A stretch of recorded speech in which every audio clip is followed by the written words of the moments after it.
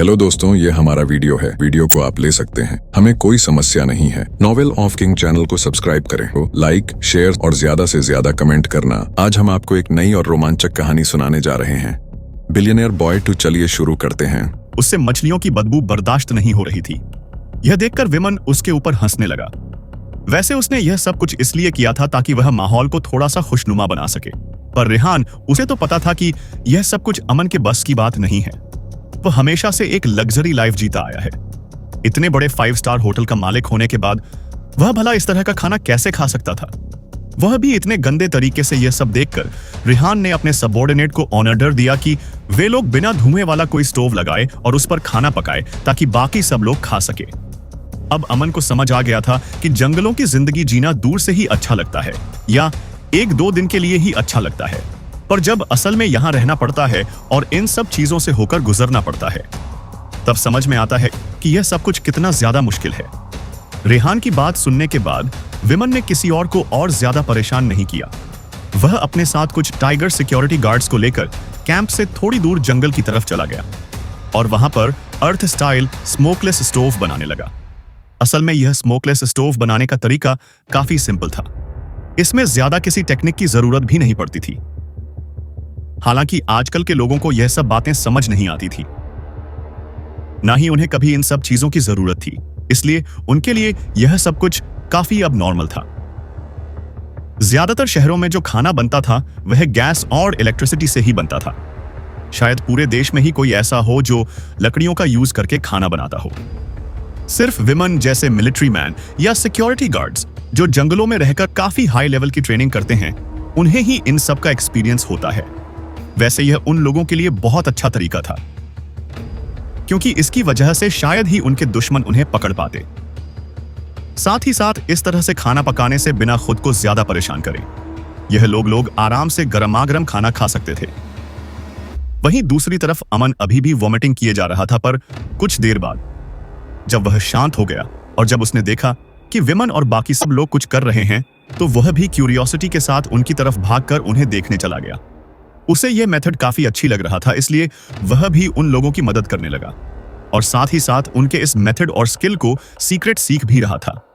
कुछ देर बाद विमन ने गहराई में मिट्टी में खुदाई कर अपने हाथों से एक टनल बनाई, फिर अपनी उंगलियों से इशारा करते हुए सबको समझाने लगा, इस जगह पर हम आंच जलाएंगे और यहां से होते हुए धुआं निकलेगा। तब हम धुएं को इस टनल की तरफ मोड़ देंगे और उसके बाद धुआं वहां से होता हुआ उस जगह से बाहर निकल जाएगा और इतनी दूरी से निकलते निकलते वह धुआं किसी जब धुआं किसी को दिखेगा भी नहीं। अमन विमन को यह सब कुछ करते हुए काफी देर तक देख रहा था। उसे यह सब कुछ काफी अच्छा लग रहा था, इसलिए उसने सोचा कि वह भी एक बना सकता है। उसने अभी अभी जो सीखा था वह उसे यूज करना चाहता था, इसलिए उसने एक्साइटेड होते हुए कहा, अच्छा तो ये सब इस तरह से होता है, ये तो बहुत सिंपल है, मैं भी एक बनाऊंगा। किसने सोचा था कि अमन की एक्साइटमेंट थोड़ी ही देर में गायब हो जाएगी, क्योंकि उसने ना सिर्फ इतनी देर परेशान होकर कुछ बनाया था, बल्कि उस मिट्टी को भी उसने कीचड़ बना दिया था। ऐसा नहीं था कि पानी में कोई दिक्कत थी या फिर वह बहुत ज्यादा ड्राई थी, पर अमन ने जरूरत से ज्यादा ही पानी उसमें मिला दिया था। कई देर तक परेशान होने के बाद भी अमन से कुछ भी नहीं बना और आखिर में उसने खुद को भी पूरी तरह से मिट्टी में भर लिया था। इस वक्त अमन को देखकर ऐसा लग रहा था जैसे कोई 2 साल का बच्चा इस उस मिट्टी में खेल रहा हो। हालांकि अमन भी कहां हार मारने वाला था, उसके दिल में तो पूरी तरह से जोश भरा हुआ था। इतनी बार हार जाने के बाद भी उसने हिम्मत नहीं हारी और कसम खा ली कि जब तक वह इस तरह का खाना बना नहीं लेता तब तक वह इसे छोड़ेगा नहीं। इस तरह से उसने खुद से ही कंपटीशन करना शुरू कर दिया और खुद को हौसला देने के लिए एक अच्छा सा हिम्मत वाला गाना गुनगुनाने लगा। अभी तक विमन और बाकी लोगों ने उस जगह पर आग जला ली थी और बहुत सारी मछलियों को पका भी लिया था। इसके अलावा कुछ मछलियों का उन्होंने बेल करके सूप बना लिया था। वहीं दूसरी तरफ अमन अभी तक खुद से ही कंपटीशन किए जा रहा था और हार मानने के बजाय उसे बनाने की ही कोशिश किए जा रहा था। इस वक्त रेहान और जुनैद आपस में बैठे हुए अमन को देख रहे थे, जो अपनी सारी एनर्जी लगाकर उस स्मोकलेस स्टोव को बनाने की कोशिश कर रहा था। अमन को देख देखकर उन दोनों को काफी देर तक हंसी आ रही थी। रेहान का खाना बनकर तैयार हो गया था और रेहान बैठकर आराम से उन पकी हुई मछलियों को खाते हुए अमन को यह सब करते हुए देख रहा था। आखिर में देहान ने अमन से कह ही दिया, अपनी एनर्जी को वेस्ट करना बंद करो। तुम यह काम करने के लिए बिल्कुल नहीं बने हो और ना ही तुम्हें यह सब करना आता है। जल्दी से खुद को साफ करो और हमारे साथ खाना खाने आ जाओ। अब धीरे धीरे अमन की भी हिम्मत हारने को हो रही थी। उसने चिढ़ते हुए कहा, डैम, देखने में यह कितना आसान लग रहा था, पर यह मुझसे बन क्यों नहीं रहा है। आखिर में परेशान होकर उसने वहां पड़े हुए कीचड़ को ऐसे ही छोड़ दिया और एक बार फिर से शुरू से बनाने की कोशिश करने लगा।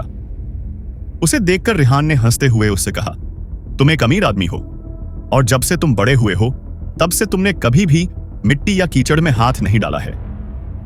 ऐसे में तुम इतने कम टाइम में यह सब कुछ बनाना कैसे सीख सकते हो? और सबसे जरूरी बात, यह सब सीखकर तुम्हें क्या मिलने वाला है? रेहान की बात सुनकर अमन से कुछ बोलते नहीं बन रहा था, पर वह जानता था कि यही सच्चाई है। अमन के जैसे अमीर और रईस आदमी जो अपने मुंह में सोने की चम्मच रखकर पैदा होते हैं, उनके पास बहुत सारे लोग होते हैं जो उनकी सारी इच्छाओं को पूरा कर सकते हैं, चाहे फिर वो कोई लग्जरी कार हो या फिर कोई एरोप्लेन। अगर यह लोग चाहे तो 24 घंटे और पूरी साल जमीन पर पैर भी ना रखें। ऐसे में हमेशा से इनका रहन सहन, पहनावा, लालन पालन सब कुछ अमीरों की तरह हुआ है। तो फिर इतने कम टाइम में यह लोग अपना एंटरटेनमेंट करने के लिए गरीब बच्चों की तरह कीचड़ से कैसे दोस्ती कर सकते हैं? तभी कुछ सोचकर अमन ने रेहान से कहा, रेहान, इस मामले में आप गलत हैं। ऐसी बहुत सारी स्किल होती हैं जो इंसान को हर हाल में सीखनी चाहिए। अब आप हमारी कर्ज सिचुएशन को ही ले लीजिए। किसने सोचा था कि हम इस तरह से इस आइलैंड के ऊपर फंस जाएंगे और यहां आकर हमें पता चलेगा कि बहुत सारे अनजान लोग इस तरह से हमें ढूंढते फिर रहे हैं कि देखते ही गोली मार देंगे। ऐसे में खुद को बचाने के लिए और जिंदा रखने के लिए हम लोगों को इस तरह की स्किल्स क्यों नहीं सीखनी चाहिए? अमन ने अभी अभी जो कहा था वह सच था और यह बात रेहान को भी समझ आ गई थी, इसलिए उसने अमन की बात से सहमत होते हुए अपनी गर्दन हाँ में हिला दी। अगर अभी रेहान के साथ विमन और बाकी लोग नहीं होते तो शायद वह लोग इतना डिलीशियस खाना यहां नहीं खा रहे होते। उन्हें ऊहे उन कच्ची मछलियों को ही खाना पड़ता। यह सब सोचकर रेहान ने अमन से कहा, तुम्हारी बात सही है, पर तुम्हें यह सब चीजें धीरे धीरे सीखनी चाहिए, बजाय एक साथ और कुछ ही देर में सीखने के। फिलहाल अब तुम खाना खा लो। सब लोग कैंप में वापस आ गए थे, जो कुछ दूरी पर फिशिंग कर रहे थे और आग जला रहे थे। इतनी देर से मेहनत करने की वजह से सभी लोगों को बहुत ज्यादा भूख लग रही थी, इसलिए आज ही सब लोग खाने पर टूट पड़े। सभी लोग इस वक्त ग्रिल्ड फिश और फिश सूप ट्राई कर रहे थे। किसी को भी किसी की कोई परवाह नहीं थी। अमन एकदम हैरान रह गया जब उसने देखा कि रेहान वहां से कहीं जा रहा है। उसने रेहान को आवाज देते हुए कहा, रेहान, आपके हाथ में जो ग्रिल्ड फिश है, आपने उसे मुझे अभी तक नहीं दिया है। क्या आप वह मुझे नहीं देने वाले हैं? अमन ने जब उस ग्रिल फिश की खुशबू को सूंघा तो उसके मुंह में पानी आ गया। वह काफी देर से उस फिश को घूर कर देख रहा था, पर उसे खुद के ऊपर शर्म आ रही थी कि वह इतनी देर तक मेहनत करता रहा, पर फिर भी उसे वह स्मोकलेस टाव नहीं बन पाया। और इसी चक्कर में उसके हाथ से वह इतनी अच्छी ग्रिल्ड फिश छूट गई थी जी अभी तक रेहान और जुनैद आराम से बैठकर खा रहे थे। अमन की बात सुनकर रेहान ने हंसते हुए उससे कहा, तुम बहुत ज्यादा सोचते हो। तुम्हें पता होना चाहिए कि आज हमारे पास ज्यादा खाना नहीं है। वैसे तो हर चीज में फास्ट होते हो, पर आज तुम्हारे हाथ कुछ ज्यादा ही स्लो है। अगर तुमने अब जल्दी से बचे हुए खाने को नहीं लिया तो हम लोग इसे भी खा जाएंगे। वेट, हम लोग खा ही रहे हैं इससे। जैसे ही रेहान ने उसे यह बात कही, अमन उसके पीछे भागता हुआ बोला, नो प्लीज रेहान, थोड़ा सा मेरे लिए भी बचा लो। मैं सबसे पहले खुद को साफ करके आता हूं। अमन काफी देर से अभी तक उस स्टोव को बनाने में ही लगा हुआ था और वहीं से बैठे बैठे रेहान से बातें कर रहा था। पर जब उसने देखा कि सभी लोग जल्दी जल्दी खा रहे हैं और रेहान भी उस खाने को लेकर वहां से जा रहा है, तो अब उससे बर्दाश्त नहीं हुआ और उसने वहीं पर बिना अपनी इज्जत की परवाह किए उस मिट्टी को छोड़ दिया और जल्दी से हाथ धोने के लिए चला गया। वह इतनी सारी मेहनत खाने के लिए ही तो कर रहा था। ऐसे में अगर वह कुछ खा नहीं पाएगा तो फिर यह सब सीखने का क्या ही मतलब होगा। झील के किनारे ही अमन जल्दी जल्दी अपने हाथ पैर धो रहा था और सारी मिट्टी को अपने शरीर से उतार रहा था। रेहान उसके साथ मजाक ही कर रहा था, क्योंकि उन्होंने जो मछली पकड़ी थी वह सबके खाने के लिए काफी थी। यहां तक कि सबका पेट भर जाने के बाद भी यह लोग थोड़ा खाना आराम से बचाकर उसे स्टोर कर सकते थे। जैसे ही सब लोगों ने खाना खा लिया तो उसके बाद विमन और कुछ लोग उसके साथ वापस झील की तरफ चले गए, ताकि कुछ और मछलियों को पकड़कर वे लोग मछलियों को स्टोव में पकाकर रख सके। असल में इन लोगों के पास खराब करने के लिए ज्यादा टाइम नहीं था और यह जानते थे कि किसी भी वक्त इन पर कोई भी मुसीबत आ सकती है। इसीलिए इन लोगों ने पहले से खाने का और बाकी चीजों का इंतजाम करना सही समझा। सब लोग कैंप वापस आके सफाई किया है तो गए थे, पर किसी को भी नहीं पता था कि बिना खाने के वह लोग कैसे सरवाइव करेंगे। पर जब उन लोगों ने मछली देखी तो उन लोगों को एक उम्मीद मिल गई, पर सबकी उम्मीद जल्दी ही पानी में मिल गई, क्योंकि जितनी मेहनत से उन्होंने यह मछलियां पकड़ी थी उसी मेहनत से वह ये सेन लोग उसे खा नहीं सकते थे, क्योंकि लगभग रात होने को आ गई थी। और अगर ऐसे में यह लोग आग लगाकर खाना पकाते तो वहां से धुआं उठता, जिसकी वजह से उनके दुश्मनों को पता चल सकता। लगता था कि यह लोग कहां हैं। यह सब कुछ देखकर हर कोई उदास हो गया। तभी इन सब की उदासी दूर करने के लिए विमन ने उन सबको थोड़ा सा परेशान करते हुए कच्ची मछली खाते हुए दिखाया। पर उस मछली को अपने हाथ में उठाने से लेकर अपने मुंह में डालने तक के बीच का जो प्रोसेस था वह इतना ज्यादा गंदा था, जिसे देखकर अमन का मुंह बन गया और वह कोने में जाकर उल्टियां करने लगा। उसकी इस हरकत पर विमन और बहुत सारे लोग हंसने लग गए। यह सब देखकर रेहान समझ गया था कि जो अपने मुंह में सोने की चम्मच लेकर पैदा हुआ हो, उस इंसान के लिए इस तरह की जिंदगी जीना बहुत ज्यादा मुश्किल हो सकता है। इसलिए उसने अपने लोगों को ऑर्डर दिया कि वे लोग बिना धुआं उठाए स्मोकलेस स्टोव बनाकर खाना पकाए। जैसे ही अमन ने देखा कि रेहान के सबऑर्डिनेट विमन और बाकी लोग मिट्टी में ही इस तरह से स्टोव बना रहे हैं कि धुआं बहुत दूर जाकर उठ रहा है और गायब हो रहा है, तो उसे यह बहुत अच्छा टैलेंट दिखा। यह देखकर आन पाटाओस अमन भी जल्दी से खड़ा हुआ और एक्साइटेड होकर बोला कि वो भी इस तरह का एक स्टोव बनाएगा।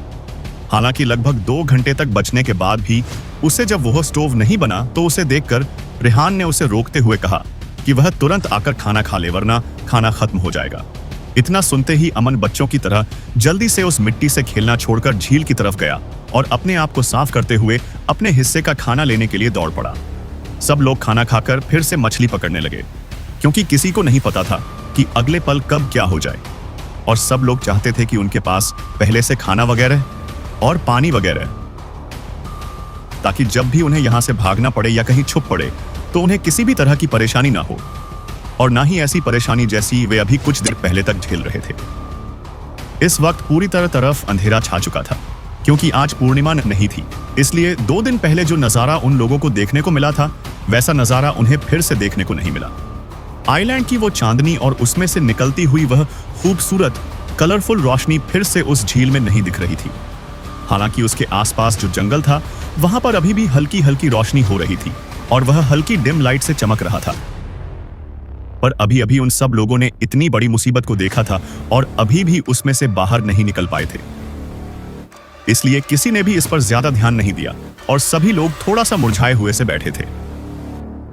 रात होने की वजह से और बहुत ज्यादा थक जाने की वजह से सभी लोग अपने टेंट में चले गए और वहां जाकर आराम करने लगे। पर टाइगर सिक्योरिटी गार्ड्स अभी भी चारों तरफ बहुत ही चौकन होकर ड्यूटी दे रहे थे। विमन अभी भी पूरी तरह से चौकन्ना होकर ड्यूटी दे रहा था। पिछले 2 रातों से जिस तरह से वह उस मिस्टीरियस क्रीचर को देख रहा था, उसके बाद से तो वह बिल्कुल भी सोने की हिम्मत नहीं कर सकता था। उसे डर था कि कहीं फिर से वह मिस्टीरियस क्रीचर यहां ना आ जाए और उन पर हमला ना कर दे। विमन इस वक्त थोड़ा सा नर्वस था। उसके दिमाग में रहकर वो अजीब सी इंसानों जैसी, पर इंसानों से अलग परछाई दिमाग में आ रही थी। वह अपने दिमाग पर बार बार जोर दे रहा था, पर उसे समझ नहीं आ रहा था कि आखिर वह क्या चीज हो सकती है, क्योंकि ना ही तो उसे वही सिर्फ इंसान लग रही थी और ना ही कोई जानवर। यह सब सोचते हुए विमन ने खुद से बातें करते हुए धीरे से कहा, क्या वह आज रात को फिर से दिखाई देगा? विमन के पास में खड़े हुए एक गार्ड ने उसकी बात सुन ली थी, जिसे सुनकर उस गार्ड ने अपनी छाती को ठोकते हुए और अपनी हिम्मत दिखाते हुए विमन से वादा करते हुए कहा, चीफ आप चिंता मत कीजिए, आज रात को हम सब लोग 120 पर अलर्ट रहेंगे। इस बार हम लोग उस मिस्टीरियस क्रीचर को फिर से हमारे कैंप के आसपास नहीं आने देंगे। उसकी बात सुनकर विमन ने एक गहरी लंबी सांस ली और फिर खुद को और बाकी लोगों को समझाते हुए कहा, चाहे जो हो जाए, हम लोगों को बिल्कुल भी बेपरवाह नहीं होना है। इस वक्त जो हालात है वह बिल्कुल भी हमारे अनुकूल नहीं है। आप सब लोग आधी रात तक इंतजार कीजिए और उसके बाद आराम करने चले जाएगा, और मैं पहले कुछ देर जाकर आराम कर लेता हूं। पिछले 2 रातों से विमन उजान और मिस्टीरियस शख्स के बारे में अपनी एक अंडरस्टैंडिंग बना चुका था। अभी तक जितनी भी बार वह दिबाई अंत्याहित दिखा, हर बार आधी रात के बाद का समय ही होता था, इसलिए विमन पहले आराम करने खुद चला गया ताकि बाद के समय में वह और बेहतर तरीके से उस क्रीचर पर ध्यान रख सके। जाने से पहले विमन ने सारे टाइगर सिक्योरिटी गार्ड से कहा, आप लोग चिंता मत कीजिए, मैंने सारे नाइट विजन डिवाइस को दिन में ही चार्ज कर दिया था। अब पूरी रात हम लोगों को अपनी पलकें भी झुकाने से पहले सोचना होगा, और अगर उस मिस्टीरियस क्रीचर ने फिर से यहां आने की कोशिश की तो हम सब लोगों को यूनिटी दिखाते हुए उसे यहां से भगा देना है। टाइगर सिक्योरिटी गार्ड्स को उस मिस्टीरियस क्रीचर के बारे में सिर्फ ऊपरी तौर पर ही पता था। उन लोगों को लग रहा था कि वह कोई अनजान और अजीब जंगली जानवर है, या शायद कोई इंसान भी हो सकता है, इससे भी आगे की डिबॉसी कुछ और भी। पर चाहे जो भी हो, आजकल की इस मॉडर्न टेक्नोलॉजी से वह मिस्टीरियस क्रीचर इन लोगों की आंखों से नहीं बच सकता था। बहुत हद तक ये लोग उस क्रीचर के बारे में पता लगाकर उसे रोक सकते थे। विमन ने जब देखा कि उसके टीम मेंबर काफी कॉन्फिडेंट है तो उसके आगे विमन ने उन लोगों उसे और कुछ भी नहीं कहा और अपने टेंट में जाकर रेस्ट करने लगा। रात धीरे धीरे और घनी होती जा रही थी और कैंप के चारों तरफ एकदम शांति छाई हुई थी। जो टाइगर सिक्योरिटी गार्ड्स ड्यूटी पर थे, वे लोग छुपकर सिक्योरिटी दे रहे थे। उन सभी लोगों ने उस मिस्टीरियस क्रीचर को पकड़ने के लिए अपना प्लान पहले ही बना लिया था और छुपकर उसके आने का इंतजार करने लगे। तभी अचानक से एक अजीब तरह की आवाज आई। ओ ओ, इस आवाज की वजह से अभी तक जो एकदम शांति छाई हुई थी वो टूट गई और सारे गार्ड फिर से अलर्ट हो गए। तभी एक सिक्योरिटी गार्ड जो नाइट ड्यूटी पर था, वह इस आवाज को सुनकर समझ गया था कि कुछ ना कुछ गड़बड़ जरूर है और कोई ना कोई आसपास जरूर है। इसलिए वह थोड़ा सा घबराते हुए अपनी जगह से खड़ा होकर आसपास चेक करने लगा। वह सिक्योरिटी गार्ड कोई भी एक्शन लेता उससे पहले ही अमन अपने दोनों हाथ अपने पेट पर रखकर आ रहा था। अमन को इस तरह से देखकर उस गार्ड ने बहुत ही क्यूरियस होते हुए पूछा, बॉस अमन क्या हुआ है? आपको उस सिक्योरिटी गार्ड की बात सुनकर अमन ने बहुत ही बेचारा सा मुंह बनाकर और परेशान होकर कहा, प्लीज मुझसे इस बारे में कुछ मत पूछो, मैंने शायद कुछ गलत खा लिया है, इस वजह से मेरा पेट खराब हो गया है। क्या तुम्हारे पास टॉयलेट पेपर है तो मुझे उधार दे दो। इस वक्त अमन अपने हाथ से अपने पेट को पकड़े हुए था और बार बार में अपने पैरों पर उछल रहा था। उसे ऐसे देखकर गार्ड समझ गया कि उसे तुरंत टॉयलेट पेपर देना होगा वरना उसके कपड़े खराब हो जाएंगे। उसे देखकर गार्ड को बहुत हंसी आ रही थी, पर फिर भी उसने अपनी हंसी को कंट्रोल किया और अपनी जेब से एक छोटा पैकेट टॉयलेट पेपर का निकालकर उसे यह कहते हुए दे दिया, बसम आपका पेट ज्यादा ही खराब लग रहा है, आपको कल ज्यादा मछली नहीं खानी चाहिए थी। अमन के पास इतना टाइम नहीं था कि वह बात कर सके, इसलिए उसने जल्दी से उन टॉयलेट पेपर को उस गार्ड के हाथ से लिया और उन्हें लेकर कैंप के पास बने हुए टॉयलेट की तरफ भाग गया। उसकी इस हरकत की वजह से कुछ लोग जाग गए थे, क्योंकि वह आवाज करते हुए दौड़ कर गया था। अभी तक ठीक से सुबह नहीं हुई थी, इसलिए चारों तरफ बहुत ज्यादा शांति थी। वही रिहान भी उसकी आवाज सुनकर जग गया था। हालांकि पूरी रात उसे नींद नहीं आई थी, वह सिर्फ करवट ही बदल रहा था। उसे चिंता हो रही थी कि उसके साथियों के साथ क्या हुआ होगा। रेहान के सबॉर्डिनेट और अभिनव पहले ही उससे दूर जा चुके थे। हालांकि उन लोगों ने बीच में भागने की कोशिश की थी और वह जानते थे कि वह फिर से पकड़े जा सकते हैं, और ऐसा ही हुआ था। अभिनव और उसके साथी फिर से भागने की कोशिश करने लगे ही थे, पर इस बार फिर वो लोग पकड़े गए और अब उन लोगों का भागना बिल्कुल नामुमकिन था। और वहीं दूसरी तरफ मैगी टाइगर सिक्योरिटी गार्ड्स के कुछ गार्ड को लेकर जंगल में इन्वेस्टिगेशन करने जा चुकी थी। रेहान को उस वक्त कोई आइडिया नहीं था कि इस घने जंगल में उन लोग के साथ क्या हो रहा होगा। कहीं उन अनजान बदमाश लोगों ने मैगी और उसके साथियों को पकड़ तो नहीं लिया होगा। अगर उन लोगों ने ऐसा कर लिया होगा तो मैगी के साथ क्या हुआ होगा, और अगर मैगी और बाकी सब लोगों ने अपने बचाव के लिए कोई कोशिश की होगी और इसी कोशिश में दोनों तरफ गोलियां चली होंगी, तो फिर जरूर मैगी और टाइगर सिक्योरिटी गार्ड्स को नुकसान हुआ होगा, क्योंकि उनके पास इतने मजबूत हथियार इस वक्त नहीं थे। यह सारी बातें एक साथ इस वक्त रेहान के दिल और दिमाग में चल रही थी। तो ऐसे में वह पूरी रात कैसे सो सकता था? और अब अमन ने अपनी हरकतों की वजह से और आवाज की वजह से उसे अपने इन ख्यालों से भी बाहर निकाल दिया था। इसलिए रेहान जो अभी तक लेटा हुआ था, खड़ा होकर बैठ गया। एक तरफ इस पूरे जंगल में रेहान चिंता में था, तो वहीं दूसरी तरफ आइलैंड के एक टेम्पररी कैंप के अंदर अभिनव को रस्सी से बांधकर जमीन पर बैठाया हुआ था और उसके बगल में ही एक जला देने वाली बोनफायर जल रही थी। और उसके चारों तरफ कुछ लोग थे जो देखने से ही बहुत ज्यादा डरावने लग रहे थे। यह लोग लगातार खा जाने वाली नजरों से अभिनव को घूर रहे थे। तभी एक तेज घराती हुई आवाज उन खतरनाक लोगों में से आई, जिसे देखकर ऐसा लग रहा था जैसे वह इस टीम का या इन लोगों का लीडर है। उसने कड़कती हुई आवाज में पूछा, मुझे सच सच बताओ, इस आइलैंड पर तुम्हारे बॉस कहां पर हैं? जितनी जल्दी मुझे बता दोगी उतना ही कम मैं तुम्हें तड़ पाऊंगा। इन लोगों का सरदार, इसका उद्देश्य साफ साफ था कि यह सिर्फ रिहान को पकड़ने के लिए इस आइलैंड पर आया था, पर यह आइलैंड बहुत ज्यादा बड़ा था और इतने बड़े आइलैंड पर चारों तरफ जंगल ही जंगल थे। ऐसे में जंगलों से घिरे हुए और इन कठोर रास्तों पर आसानी से किसी को भी ढूंढ पा सकता बहुत ज्यादा मुश्किल था। वैसे तो यह लोग बहुत सारे थे, और अगर यह लोग अलग अलग टुकड़ों में बंकर रिहान को ढूंढने के लिए जाते तो इस बात की कोई गारंटी नहीं थी कि रिहान इनको मिलता ही और टाइगर सिक्योरिटी गार्ड वाले इन लोगों को छोड़ते।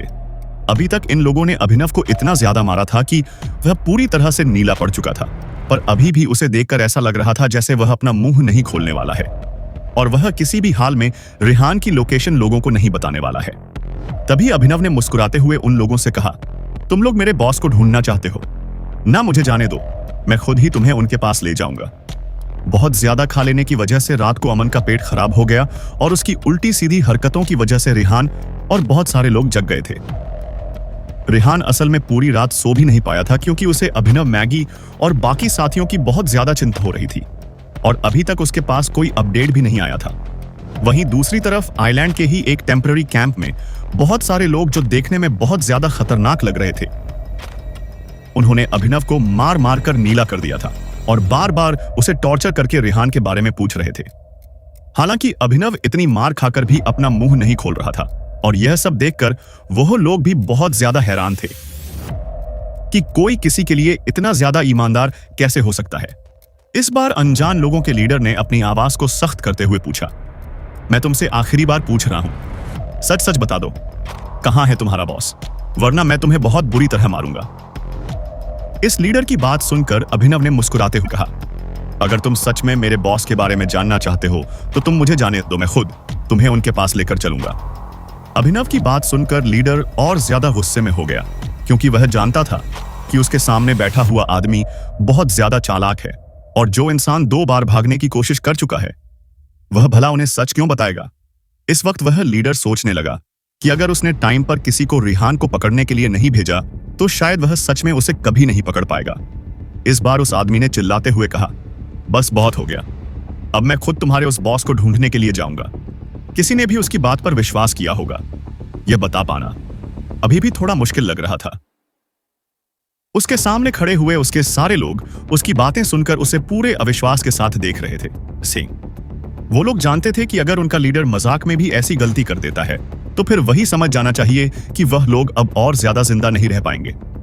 अभिनव ने मुस्कुराते हुए फिर से उस लीडर से कहा, इस पूरे आइलैंड पर घने पेड़ के अलावा और कुछ नहीं, और तुम लोगों को तो यह भी नहीं पता कि इस घने जंगल में तुम लोग कैसे आगे बढ़ो।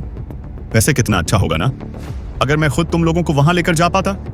अभिनव की बात सुनकर उस लीडर ने हंसते हुए कहा, हाँ, तुम्हारी बातें सुनकर मुझे ऐसा लग रहा है जैसे तुम सच में मेरी मदद करना चाहते हो, पर मैं इस गलतफहमी को बिल्कुल भी अपने दिमाग पर हावी नहीं होने देने वाला हूं। खैर, मैं तुमसे बातें करके अपना वक्त बर्बाद नहीं करना चाहता हूं। मैं जानता हूं कि बिना बोट और शिप के तुम्हारे बॉस इस आइलैंड को छोड़कर कहीं भी नहीं जा सकते हैं। जैसे ही उस लीडर ने अपनी बात पूरी की तो उसके बगल में खड़ा हुआ उसी का एक आदमी, जो इस तरह से खड़ा था जैसे उसे बस अपने बॉस का ऑन ऑर्डर चाहिए और वो कुछ भी करने को तैयार है, उसे इस लीडर ने एक मैसेज किया, जिसे सुनकर वह सबॉर्डिनेट अपनी हामी भरकर वहां से अभिनव की तरफ चला गया। उस सबॉर्डिनेट ने नमक के पानी से भरा वह गर्म पानी एक बाल्टी में भरकर उसे अभिनव पर डाल दिया, जिसकी वजह से उसे जो चोट आई थी वह और ज्यादा दर्द करने लगी।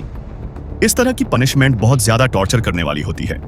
यह सिर्फ इंसान की स्किन को दर्द ही नहीं देती है, बल्कि इसकी वजह से इंसान के शरीर के घाव और ज्यादा गहरे हो जाते हैं। हालांकि अभिनव अभी भी हंसते हुए अपने दाग दिखा रहा था, जैसे उन्हें कहने की कोशिश कर रहा हूं कि मेरे बॉस तुम लोगों से इन सब का हिसाब बराबर करेंगे। अभिनव के सामने खड़ा हुआ वह लीडर उसे और उसकी हिम्मत को देखकर कहीं ना कहीं अपने मन ही मन में बहुत ज्यादा हैरान था। पर फिर भी उसे अपना गुस्सा निकालना था, इसलिए उसने अपने आदमियों से कहा, यह उस रेहान का आदमी है और मेरे लिए किसी काम का नहीं है, पर मैं भी देखता हूं यह कब तक अपना मुंह बंद रखेगा। इसे इसी तरह टॉर्चर करते रहो जब तक अपना मुंह खोल नहीं देता।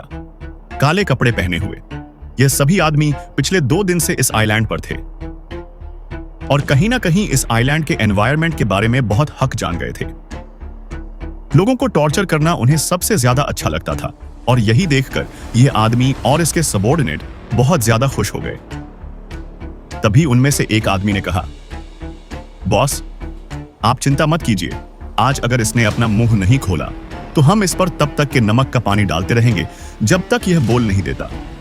काले कपड़े पहने हुए उन लोगों के उस लीडर ने बस अपना सिरहा में हिला दिया और उसके बाद उसने कुछ नहीं कहा। वह और ज्यादा यहां पर रुकना नहीं चाहता था, इसलिए तुरंत वहां से चला गया। वहीं दूसरी तरफ अभिनव के अलावा इस वक्त उनकी कैद में अमन, जुनेद और रेहान के और भी बहुत सारे सिक्योरिटी गार्ड्स थे। उनके साथ भी इसी तरह इंटेरोगेशन किया जा रहा था और वो लोग इतना ज्यादा मार खाने के बाद और ज्यादा चुप नहीं रह सकते थे। इन लोगों में इतनी हिम्मत नहीं थी कि यह लोग इससे ज्यादा वफादारी दिखा पाए, पर इनकी मजबूरी यह थी कि इन्हें सच में नहीं पता था कि रेहान और बाकी सब लोग आइलैंड के किस कोने पर हैं और कहां पर हैं। यहां तक कि इन लोगों को इस बारे में बात करने का मौका तक नहीं मिला था। वही काले कपड़े पहने हुए इन लोगों का वो लीडर अपने टेंट में आया और अपना फोन निकालकर एक कॉल मिला दिया। जैसे ही दूसरी तरफ से कुछ सेकंड तक रिंग जाने के बाद फोन उठाया गया तो इसलिए लीडर ने तुरंत कहा, बॉस, हमें अभी तक उस आदमी के बारे में नहीं पता चल पाया है। जैसे ही यह बात फोन के दूसरी तरफ बैठे इंसान ने सुनी तो उसने गुस्से में चिल्लाते हुए कहा, क्या हो रहा है? वहां पर तुम लोगों को वहां गए हुए 2 दिन हो गए हैं और तुम लोग अभी तक उसे पकड़ नहीं पाए। क्या तुम मेरे किसी काम के नहीं हो? इतनी कड़क आवाज में इस वक्त कोई और नहीं बल्कि शिवम बात कर रहा था। शिवम की इतनी गुस्से से भरी आवाज सुनकर उस ब्लैक यूनिफॉर्म अननोन लीडर ने कहा, बॉस, हमें लगता है कि हम लोग सही टाइम पर यहां नहीं पहुंच पाए। रेहान हमारे यहां पहुंचने से पहले ही इस आइलैंड के दूसरे इलाके में जा चुका था। यह आइलैंड इतना ज्यादा बड़ा है कि हम लोग इतनी जल्दी उसे नहीं ढूंढ पा रहे हैं। असल में यह सब कुछ करने में शिवम इसलिए सफल हो पाया था क्योंकि टाइम पर ही अभिम ने उसे यह बात बता दी थी, जो अभी तक हाइज में ही रहकर रेहान पर नजर रख रहा था।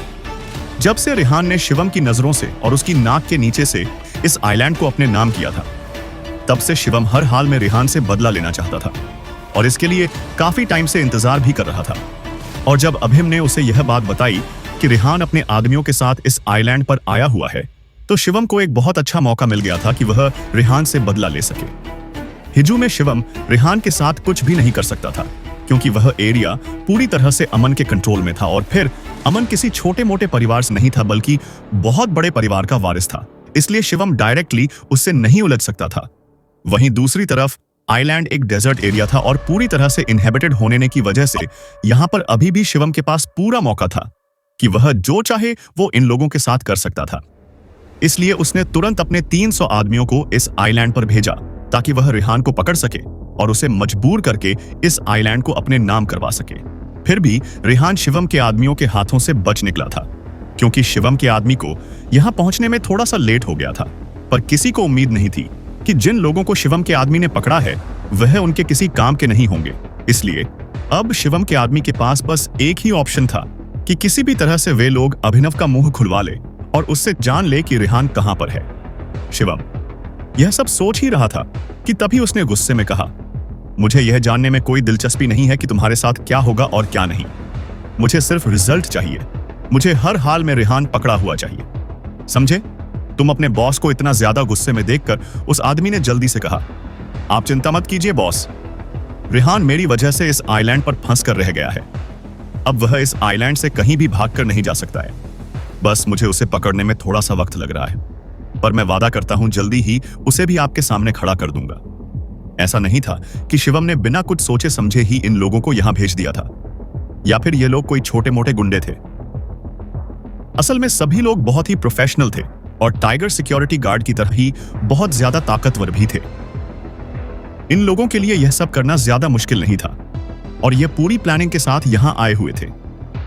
इन लोगों ने रेहान की सिंगल हन वेल शिप और अमन की बोर्ड दोनों को अपने कब्जे में ले लिया था, जिसकी वजह से रेहान और बाकी सब लोग यहां से कहीं नहीं जा सकते थे।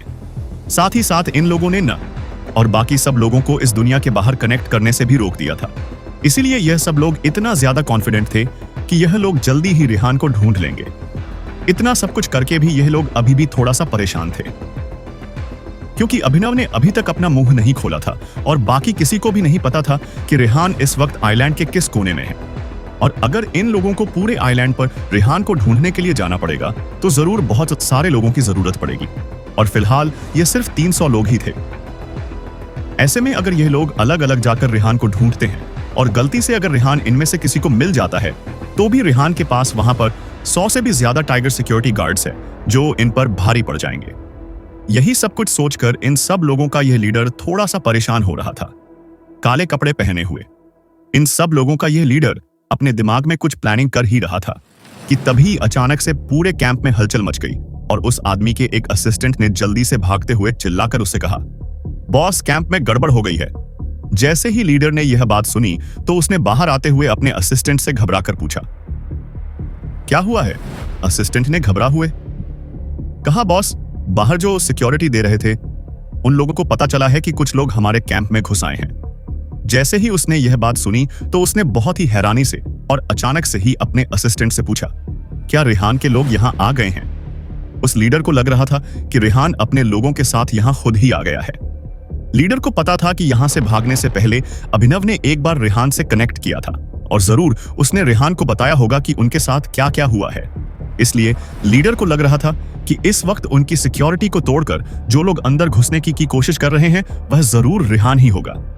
लीडर हैरानी से बाहर जाकर उस तरफ देखने लगा। वह सोचने लगा कि इस वक्त जितने भी आदमी थे उन सबको पकड़ लिया गया था और उनकी जो शिप थी उसे भी चुरा लिया गया था। अब रेहान यहां पर फंस कर रह गया है। ऐसे में जरूर वह यहां पर एक आखिरी कोशिश करने आया होगा। यही सब सोचकर वह लीडर जोर जोर से हंसने लगा। उसे हंसता हुआ देखकर उसका सिस्टम थोड़ा सा कंफ्यूज हो गया। अपने सबऑर्डिनेट को कंफ्यूज देखकर उस लीडर ने खुद ही कहा, मैं काफी देर से परेशान हो रहा था कि मैं अभी तक उस रेहान को नहीं पकड़ पाया हूं, पर यह तो बहुत अच्छी बात हो गई कि वह खुद ही चलकर मेरे पास आ गया। अब यह खेल और यह रेहान दोनों हमारी मुट्ठी में होंगे। इतना कहकर वो लीडर फिर से हंसने लगा। एक तरफ रेहान, मैगी, अभिनव और बाकी सब लोगों को लेकर परेशान हो रहा था, तो वहीं दूसरी तरफ कैंप में काले कपड़े पहने हुए बहुत सारे लोग अभिनव को टॉर्चर कर रहे थे। और अभिनव इतना सब कुछ सहकर भी इन लोगों को यह बताने के लिए तैयार नहीं था कि रेहान कहां पर है। कुछ देर बाद इन लोगों का लीडर अपने कैंप में आया और उसने एक फोन मिला दिया जिसे शिवम ने उठाया था। शिवम वही है जिसने इस आइलैंड को खरीदने के लिए रेहान से शब्दों के खेल में ही लड़ाई लड़ ली थी और हार भी गया था, और इसी हार का बदला लेने के लिए उसने इन लोगों को इस आइलैंड पर भेजा था ताकि वे लोग रेहान को ढूंढकर उसे इतना टॉर्चर करें कि वह खुद ये आइलैंड शिवम के नाम कर दे। हालांकि जब इस लीडर ने बताया कि रेहान कहीं पर भी नहीं मिल रहा है तो इस बात से शिवम बहुत ज्यादा गुस्सा हो गया और उसने ऑर्डर दिया कि वे लोग तुरंत रेहान को ढूंढकर उसे शिवम के सामने पेश करें। लीडर सोच ही रहा था कि वह कैसे रेहान को पकड़े कि तभी उसके एक सबऑर्डिनेट ने आकर उसे बार से बताया कि कुछ लोगों ने कैंप पर हमला कर दिया है। जैसे ही लीडर ने यह बात सुनी उसे लगा कि यह रेहान ही होगा जो अपने बचे हुए आदमियों के साथ आया है, और यह सोचकर लीडर बहुत ज्यादा खुश हो गया। यह सोचकर वह आदमी अपने लोगों को और डर देने ही वाला था कि तभी उसका फोन अचानक से रिंग होने लगा। यह फोन शिवम का था। काले कपड़े पहने हुए लीडर में इतनी हिम्मत नहीं थी कि वह शिवम के कॉल को इग्नोर कर सके। पहले ही शिवम का मूड बिल्कुल भी अच्छा नहीं था। ऐसे में अगर उसे कुछ जरूरी बात करनी होगी और वह फोन नहीं उठाएगा तो हो सकता है कि इससे शिवम को कोई बहुत ज्यादा नुकसान हो जाए और यह लोग अपनी जिंदगी खो बैठे। यही सोचकर उसने जल्दी से फोन उठाया और फोन उठाते ही बोला, बॉस, मुझे रेहान का पता चल गया है। यह सुनते ही शिवम ने थोड़ी कड़क आवाज पर थोड़ी खुशी के साथ कहा, तो ऐसी बात है, मैंने तुम्हें इसलिए फोन किया था कि मैं तुम्हें बता दूं कि मुझे जल्द से जल्द रेहान अपने सामने चाहिए और तुम इस काम में और ज्यादा देर मत करना। उस लीडर ने थोड़ा घबराते हुए कहा, जी बॉस, मैं आपको बिल्कुल निराश नहीं करूंगा। उस लीडर की बात सुनकर शिवम ने उसे ऑर्डर देते हुए कहा, ठीक है, जल्द से जल्द रेहान को यहां दिल्ली लेकर आओ और इस बार तुम नाकामयाब नहीं होने चाहिए, समझे?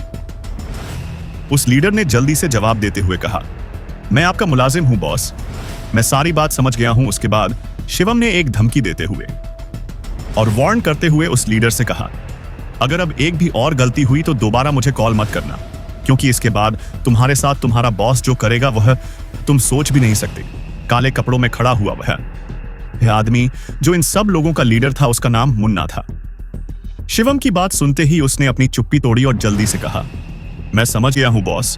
फोन रखते ही मुन्ना ने जल्दी से अपने सबॉर्डिनेट को चिल्लाते हुए ऑर्डर दिया, जल्दी से अपने आधे आदमियों को मेरे साथ लेकर चलो और आज उस रेहान को पकड़ कर ही लाना है अपने बॉस का। ऑर्डर मिलते ही सबॉर्डिनेट ने जल्दी से हाँ में अपनी गर्दन हिलाई और वहां से भागते हुए अपने आदमियों को इकट्ठा करने लगा। इस बार शिवम ने फोन पर मुन्ना को समझा दिया था कि यह उसके लिए आखिरी वार्निंग है। अगर इस बार भी उन लोगों ने जल्द से जल्द रेहान को नहीं पकड़ा और शिवम को नहीं सौंपा तो हो सकता है कि इन सब की जिंदगी एक ही बार में खत्म हो जाए। इसलिए अपनी जिंदगी बचाने के लिए मुन्ना एकदम से पागल हो गया था। उसने अपने कुछ आदमियों को अभिनव और बाकी सब लोगों के पास उनकी निगरानी करने के लिए छोड़ दिया और उसके बाद अपने बाकी साथियों को लेकर उस ओर चला गया जहां पर किसी के घुस आने की खबर उसके आदमियों ने उसे दी थी। मुन्ना को इस बात की चिंता नहीं थी कि रेहान यहां से बचकर निकल जाएगा, क्योंकि वह जानता था कि उनका कैंप समुद्र के किनारे लगा हुआ है और ऐसे में अगर उसके आदमी उसे बचाने की कोशिश करते हैं और सुरक्षित उसे बचाकर वापस हिजू भेजने की कोशिश करते हैं तो भी वे लोग कामयाब नहीं हो पाएंगे, क्योंकि उसके पीछे जितने भी आदमी यहां पर उसने अभिनव के पास छोड़े थे वो लोग बहुत अच्छे से उस कैंप को और आसपास की जगह को मॉनिटर कर रहे थे। इसीलिए मुन्ना ज्यादा परेशान नहीं हुआ और तुरंत अपने आधे आदमियों को लेकर रेहान को ढूंढने के लिए निकल गया। कुछ सैकड़ों मीटर दूर चलने के बाद मुन्ना और उसके आदमी ने एक घने जंगल के अंदर एंटर किया, जहां पर उन्हें बहुत सारे सिक्योरिटी गार्ड्स होने की खबर मिली थी। यहां आकर मुन्ना ने देखा कि पूरा जंगल एकदम शांत था और यहां पर कोई भी नहीं था। यह सब देखकर मुन्ना ने चिल्लाते हुए अपने आदमियों से पूछा, कहां हैं वो लोग? मुन्ना का सवाल सुनकर उसके एक आदमी ने थोड़ा घबराते हुए उससे कहा, बॉस, हमें यहीं से किसी के होने की हलचल का पता चला था, पर अब वो लोग यहाँ पर नहीं हैं। अपने आदमी की बात सुनकर मुन्ना ने फिर से कड़क आवाज में पूछा, क्या तुमने अच्छे से देखा था? यहाँ पर कोई इंसान था या फिर कोई जंगली जानवर? इस वक्त मुन्ना को बहुत ज्यादा गुस्सा आ रहा था और उसने बिल्कुल उम्मीद नहीं की थी कि उसके आदमी उसे इस तरह की अधूरी जानकारी देंगे। यह सोचकर मुन्ना ने फिर से गुस्से से कहा, हो सकता है किसी ने ऐसे ही आवाज कर दी हो, या फिर हो सकता है कि कोई हमारे साथ गेम खेलने की कोशिश कर रहा हो। तुम्हें क्या लगता है? मुन्ना का सवाल सुनकर उसके एक आदमी ने कहा, बॉस, यह किसी जानवर की आवाज नहीं हो सकती है। हालांकि यह जगह पूरी तरह से पेड़ों से और पत्तों से घिरी हुई है, पर फिर भी मैं अपने अनुमान से यह बात बोल सकता हूं कि कहीं ना कहीं कम या ज्यादा वह शेप किसी इंसान की ही थी। अपने आदमी की बात सुनकर मुन्ना ने फिर से कहा, अगर कोई सच में यहां था तो दिखाई क्यों नहीं दे रहा है? यह सुनकर मुन्ना के आदमी ने थोड़ा कंफ्यूजन के साथ, कहां हो सकता है कि वह लोग यहां से और थोड़ी दूरी पर हो, और जो मैंने देखा था वह किसी जानवर का शरीर नहीं हो सकता, क्योंकि वह सीढ़ियों पड़ा था। असल में मुन्ना के इस आदमी ने ठीक से देखा ही नहीं था कि इस जगह पर कौन है, क्योंकि दूर से यह बिल्कुल भी क्लियर दिखाई नहीं दे रहा था, और जितना उसे दिखाई दे रहा था उस हिसाब से वह इंसान काफी ज्यादा लंबा था और साथ ही साथ बहुत ज्यादा पतला भी था। मुन्ना ने जब सुना कि उसके आदमी बहुत अजीब सी बातें कर रहे हैं तो उसने चीरते हुए कहा, अगर वह लंबा था तो इसमें क्या बड़ी बात है? इस बार वह आदमी कुछ कहना तो चाहता था, पर वह खुद भी जो हो रहा था उस मामले में बिल्कुल भी निश्चित नहीं था। 8 फीट की टकनियर होना नॉर्मल बात नहीं थी, और जिस हिसाब से उसने अपने आसपास के पेड़ पौधों की हाइट देखी थी उस हिसाब से उसे लग रहा था कि वह जो कुछ भी था शायद उनसे भी ज्यादा बड़ा था। हालांकि अब उस आदमी में मुन्ना को सच बताने की हिम्मत नहीं थी। उसे इस बात का डर लग रहा था कि कहीं उसके आसपास खड़े हुए उसके साथी ही उस पर हंसने ना लगे, और उसे ऐसा भी लग रहा था कि उसने जो देखा, जो अनुमान लगाया, कहीं ना कहीं वह गलत भी हो सकता था। उसे खुद विश्वास नहीं हो रहा था कि कोई इतना बड़ा इंसान कैसे हो सकता है। इस बार मुन्ना ने थोड़ा गुस्से में पूछा, इधर उधर की बातें छोड़ो और काम की बात पर आओ। कहां गया वह आदमी जो तुम्हें दिखाई दे रहा था? यह लोग यहां पर पिछले 2 दिन से रुके हुए थे और यह जानते थे कि रेहान को पकड़ना या वह कहां रह रहा है। इस बात का पता लगाना बहुत ज्यादा मुश्किल था, और अब जब उसे एक उम्मीद मिली थी तो वह इस उम्मीद को खोना नहीं चाहता था। मुन्ना हर हाल में रेहान को पकड़ना चाहता था। जब उस आदमी को कुछ भी नहीं सूझा तो उसने डरते हुए पर झूठ बोलते हुए मुन्ना से कहा, वो लोग उस डायरेक्शन में भागे हैं इतना बोलकर उस आदमी ने अपनी उंगली उस तरफ कर दी। अपने आदमी की बात सुनते ही मुन्ना ने ज्यादा दिमाग नहीं लगाया और ऑर्डर देते हुए बोला, पकड़ो उसे। और इतना कहकर मुन्ना अपने आदमियों के साथ उस डायरेक्शन में जाने लगा। कुछ देर इसी तरह आगे जाते हुए मुन्ना के एक आदमी ने देखा कि पेड़ की बहुत सारी टहनियां कटी हुई हैं और उस रास्ते पर बहुत सारे लोगों के पैरों के निशान हैं। यह देखकर उसने तुरंत मुन्ना से कहा, बॉस, यहां पर कुछ तो जरूर है। अभी अभी यहां पर मुझे कोई दिखाई दिया है। जैसे ही मुन्ना ने अपने आदमी की बात सुनी, उसने चारों तरफ उन पैरों के निशान देखे और फिर जोर जोर से हंसते हुए बोला, हाँ हाँ हाँ, फाइनली मुझे तुम्हारा पता चल ही गया। तुम्हें इतना भी नहीं पता कि अपने आप को कैसे छुपाया जाता है। मुझे तुमसे यह उम्मीद नहीं थी। रेहान तभी मुन्ना के एक आदमी ने कहा, बॉस, हमें लगता है कि वे लोग हमारे आसपास ही हैं। हमें थोड़ा सा सावधान रहना चाहिए। जैसे ही उस आदमी ने यह बात कही, मुन्ना ने अपनी हंसी को रोक दिया और थोड़ा सीरियस होते हुए बोला, तुम सही कह रहे हो। रेहान के पास भी उसके सिक्योरिटी गार्ड्स हैं और उन लोगों के पास भी हथियार होंगे। तुम सब लोग चारों तरफ फैल जाओ और रेहान और उसके आदमियों को ढूंढो। और हां, सावधान रहना। मुन्ना का ऑर्डर मिलते ही सब लोग एकदम सीरियस हो गए और सभी ने अपने बॉस की कही हुई बात पर जल्दी से हामी भर दी। वही मुन्ना खुद अपने कुछ आदमी को साथ लेकर उन पैरों के निशान की तरफ आगे बढ़ रहा था। उन लोगों ने पैरों के निशान का पीछा किया और उस जगह को पार करके आगे बढ़ गए। इसी वक्त अपोजिट साइड में कैंप के पास मैगी अपने कुछ आदमियों के साथ, जो उसके साथ इन्वेस्टिगेशन करने के लिए आए थे, उस घने जंगल में छुपी हुई थी और वहीं से यह सभी लोग बहुत ही सावधानी से कैंप के अंदर की सिचुएशन को ऑब्जर्व कर रहे थे। तभी टाइगर सिक्योरिटी गार्ड के एक गार्ड ने कहा, मैगी, आधे से ज्यादा लोगों ने एक साथ उस कैंप को छोड़ दिया है और जंगल की तरफ जा रहे हैं। अचानक से यह सब क्या हो रहा है? उस गार्ड की बात सुनकर मैगी को भी कुछ समझ नहीं आ रहा था। वह भी सोचने लगी कि आखिर इतने सारे लोग एक साथ इस कैंप को छोड़कर क्यों जा रहे हैं। पर उसे कुछ समझ नहीं आ रहा था, इसलिए उसने जवाब में सिर्फ इतना कहा, मुझे भी नहीं पता है, पर यह हमारे लिए काफी अच्छी बात है। रेहान से अलग होने के बाद में मैगी टाइगर सिक्योरिटी गार्ड्स को लेकर इस जंगल में रातों रात अभिनव और बाकी साथियों को ढूंढने के लिए निकल गई थी। और जैसा उसने उम्मीद की थी, यहां आकर उसे 300 से भी ज्यादा लोग एक साथ दिखे थे। पर यहां आकर मैगी ने देखा कि पूरा कैंप इतने सारे लोगों से भरा हुआ है और सभी लोग बहुत ताकतवर दिखाई दे रहे हैं और उन लोगों को कहीं से भी कोई कमी नजर नहीं आ रही थी, जिससे वह लोग एक मौका पाकर कैंप के अंदर घुस सके। और सबसे बड़ी बात, मैगी यहां पर अपने साथ टाइगर सिक्योरिटी गार्ड के बहुत कम लोगों को लेकर आई थी, क्योंकि रेहान के पास वहां पर 100 ही गार्ड थे, जिनमें से कुछ को मैगी अपने साथ अभिनव और बाकी टाइगर सिक्योरिटी गार्ड को बचाने के लिए ले आई थी और बाकी सबको रेहान के सिक्योरिटी के लिए वहीं पर छोड़कर आई थी। हालांकि मैगी ने रेहान को यही बताया था कि वह सिर्फ इन्वेस्टिगेशन करने के लिए जा रही है। उसने रेहान को यह नहीं बताया था कि वह यहां पर आकर अपने बाकी साथियों को रेस्क्यू करने वाली है। इसलिए रेहान ने उसके साथ बहुत कम लोगों को ही भेजा था। पर कहीं ना कहीं रेहाना का भी मन घबरा रहा था। उसे भी मैगी और बाकी सब लोगों की चिंता हो रही थी। लगभग आधा घंटा अपने फैंस को देने के बाद सिया और बाकी सब सेलिब्रिटी हेलीकॉप्टर लेकर वहां से लेक साइड की तरफ आ गए, जो बिल्कुल रिफ्लेक्टिंग मून आइलैंड के बीचों बीच था। डायरेक्टर नवीन पहले ही अपने कुछ स्टाफ के साथ वहां पर पहुंच चुके थे। वे सभी लोग यहां पर रेहान और बाकी सबके बनाए हुए पुराने कैंप का इस्तेमाल कर रहे थे, ताकि बेहतर तरीके से और जल्दी अरेंजमेंट कर पाए। यहां पहुंचने के बाद यह सब लोग सिया और बाकी सब सेलिब्रिटी का इंतजार करने लगे, जो कुछ देर पहले तक अपने फैंस के साथ थे। ऐसा लग रहा था जैसे नई मूवी की शूटिंग बहुत तय अचानक से हो रही हो। हालांकि यह सब कुछ अचानक से नहीं हो रहा था। जब नवीन यहां पर रेस्क्यू के टाइम आए थे, तभी उन्होंने डिसाइड कर लिया था कि वह इस पर एक फिल्म बनाएंगे और तभी से उन्होंने सारी प्लानिंग शुरू कर दी थी। नवीन अपने साथ पुरानी शूटिंग का सामान और इक्विपमेंट यहां ले आए थे और शूटिंग के लिए लोकेशन पहले से ही मिल गई थी। इसीलिए इन लोगों को ज्यादा दिक्कत नहीं उठानी पड़ रही थी। और सबसे बड़ी बात, नवीन को स्क्रिप्ट पर काम करने की जरूरत बिल्कुल नहीं थी।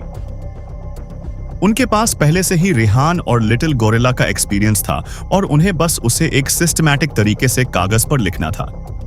और सबसे बड़ी बात तो यह थी कि इस मूवी का सबसे स्पेशल एक्टर लिटिल गोरिल्ला, जो लगभग 4 मीटर लंबा और बहुत ही मोटा तगड़ा था, उसे किसी भी स्पेशल इफेक्ट की जरूरत नहीं थी।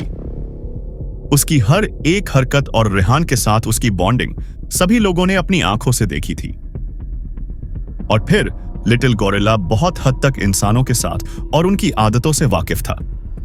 नवीन को अपनी पहली मूवी डूम्सडे लीजेंड में स्पेशल इफेक्ट के लिए काफी ज्यादा ध्यान देना पड़ा था, जबकि उनकी स्टोरी बहुत अच्छी थी। उसके बाद बावजूद भी स्पेशल इफेक्ट की वजह से बहुत हद तक क्रेडिट डायरेक्शन को ना जाकर स्पेशल इफेक्ट कंपनी को जाने वाला था।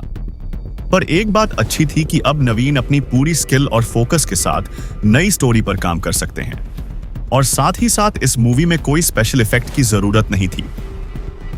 इसलिए नवीन को अपना और अपनी मेहनत का पूरा क्रेडिट भी मिलने वाला था। नवीन अपने उस टेंट में बैठ गए जहां पर फिल्म का सेट लगा हुआ था। उन्होंने रेहान से पूछा, बॉस, ये मूवी आपके लाइफ एक्सपीरियंस पर बनाई जा रही है। आपको क्या लगता है हमें इस मूवी को क्या नाम देना चाहिए? असल में रेहान भी सिया और बाकी सभी लोगों के साथ उस जगह पर गया था जहां फैंस अपने सेलिब्रिटी से मिलने वाले थे। इसीलिए जैसे ही रेहान और बाकी सब लोग वापस आए तो नवीन ने बहुत ही एक्साइटेड होकर रेहान से यह बात पूछी। अभी तक रेहान काफी ज्यादा थक चुका था, इसीलिए उसने कोई भी जवाब देने से पहले एक बड़ा चम्मच आइसक्रीम का खाते हुए एक गहरी लंबी सांस ली और खुद को रिलैक्स करने लगा। कुछ देर तक इसी तरह आइसक्रीम खाते रहने की वजह से रेहान की थकान काफी हद तक दूर हो गई थी। अब रेहान को काफी अच्छा लग रहा था, इसलिए उसने नवीन को जवाब देते हुए कहा, इस स्क्रिप्ट को आपने लिखा है और आपको इस इंडस्ट्री में काफी अच्छा एक्सपीरियंस भी है, तो मुझे लगता है कि आपको अपने एक्सपीरियंस के हिसाब से ही कोई अच्छा नाम सोच लेना चाहिए।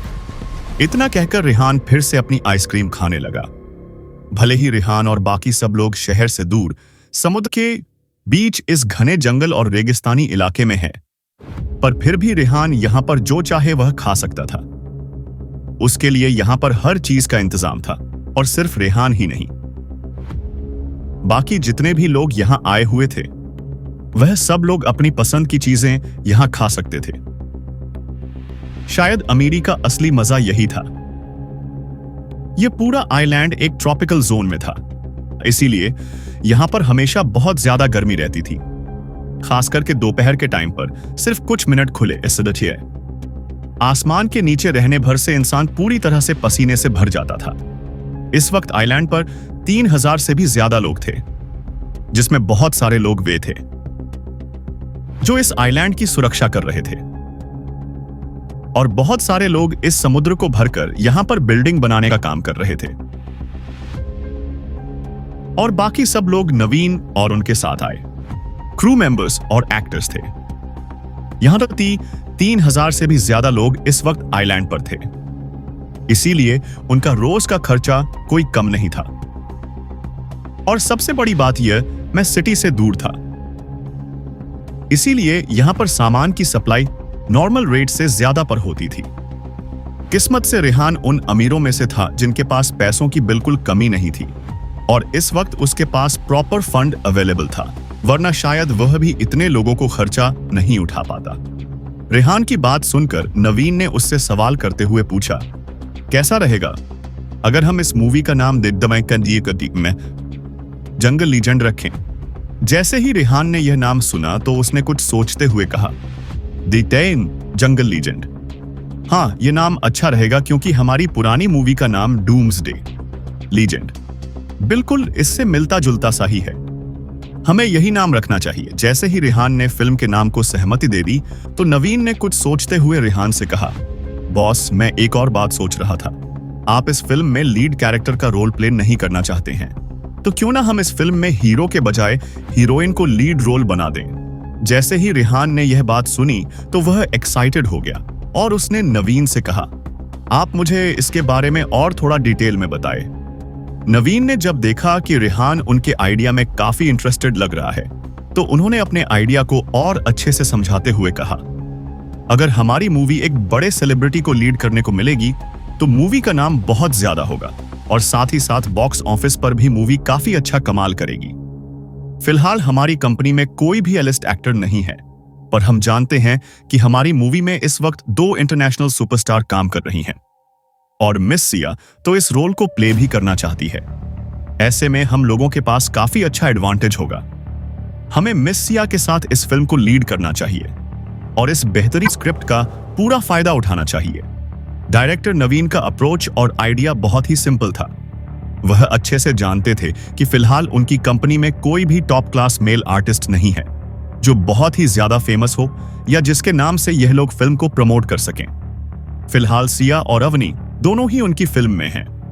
सिया का नाम पहले रेहान से जुड़ चुका है, इसीलिए लोग सिया की हर एक मूवी को देखना या उसके बारे में हर एक खबर को पढ़ना जरूर पसंद करेंगे और इसी का फायदा इस पंपा इन लोगों को उठाना चाहे। इतनी बड़ी और कामयाब सुपरस्टार होने के बावजूद अगर सिया इस फिल्म में कोई साइड रोल करती है तो उनका पूरा कम खत्म हो जाएगा। आफ्टर ऑल ये मूवी रेहान और लिटिल गोरिल्ला की रिलेशनशिप के ऊपर बन रही है। इस वजह से बाकी के जितने भी रोल इस मूवी में होंगे वे उतने जबरदस्त नहीं होंगे। ऐसे में कहा जा सकता है कि बाकी के सारे role on important side role होंगे।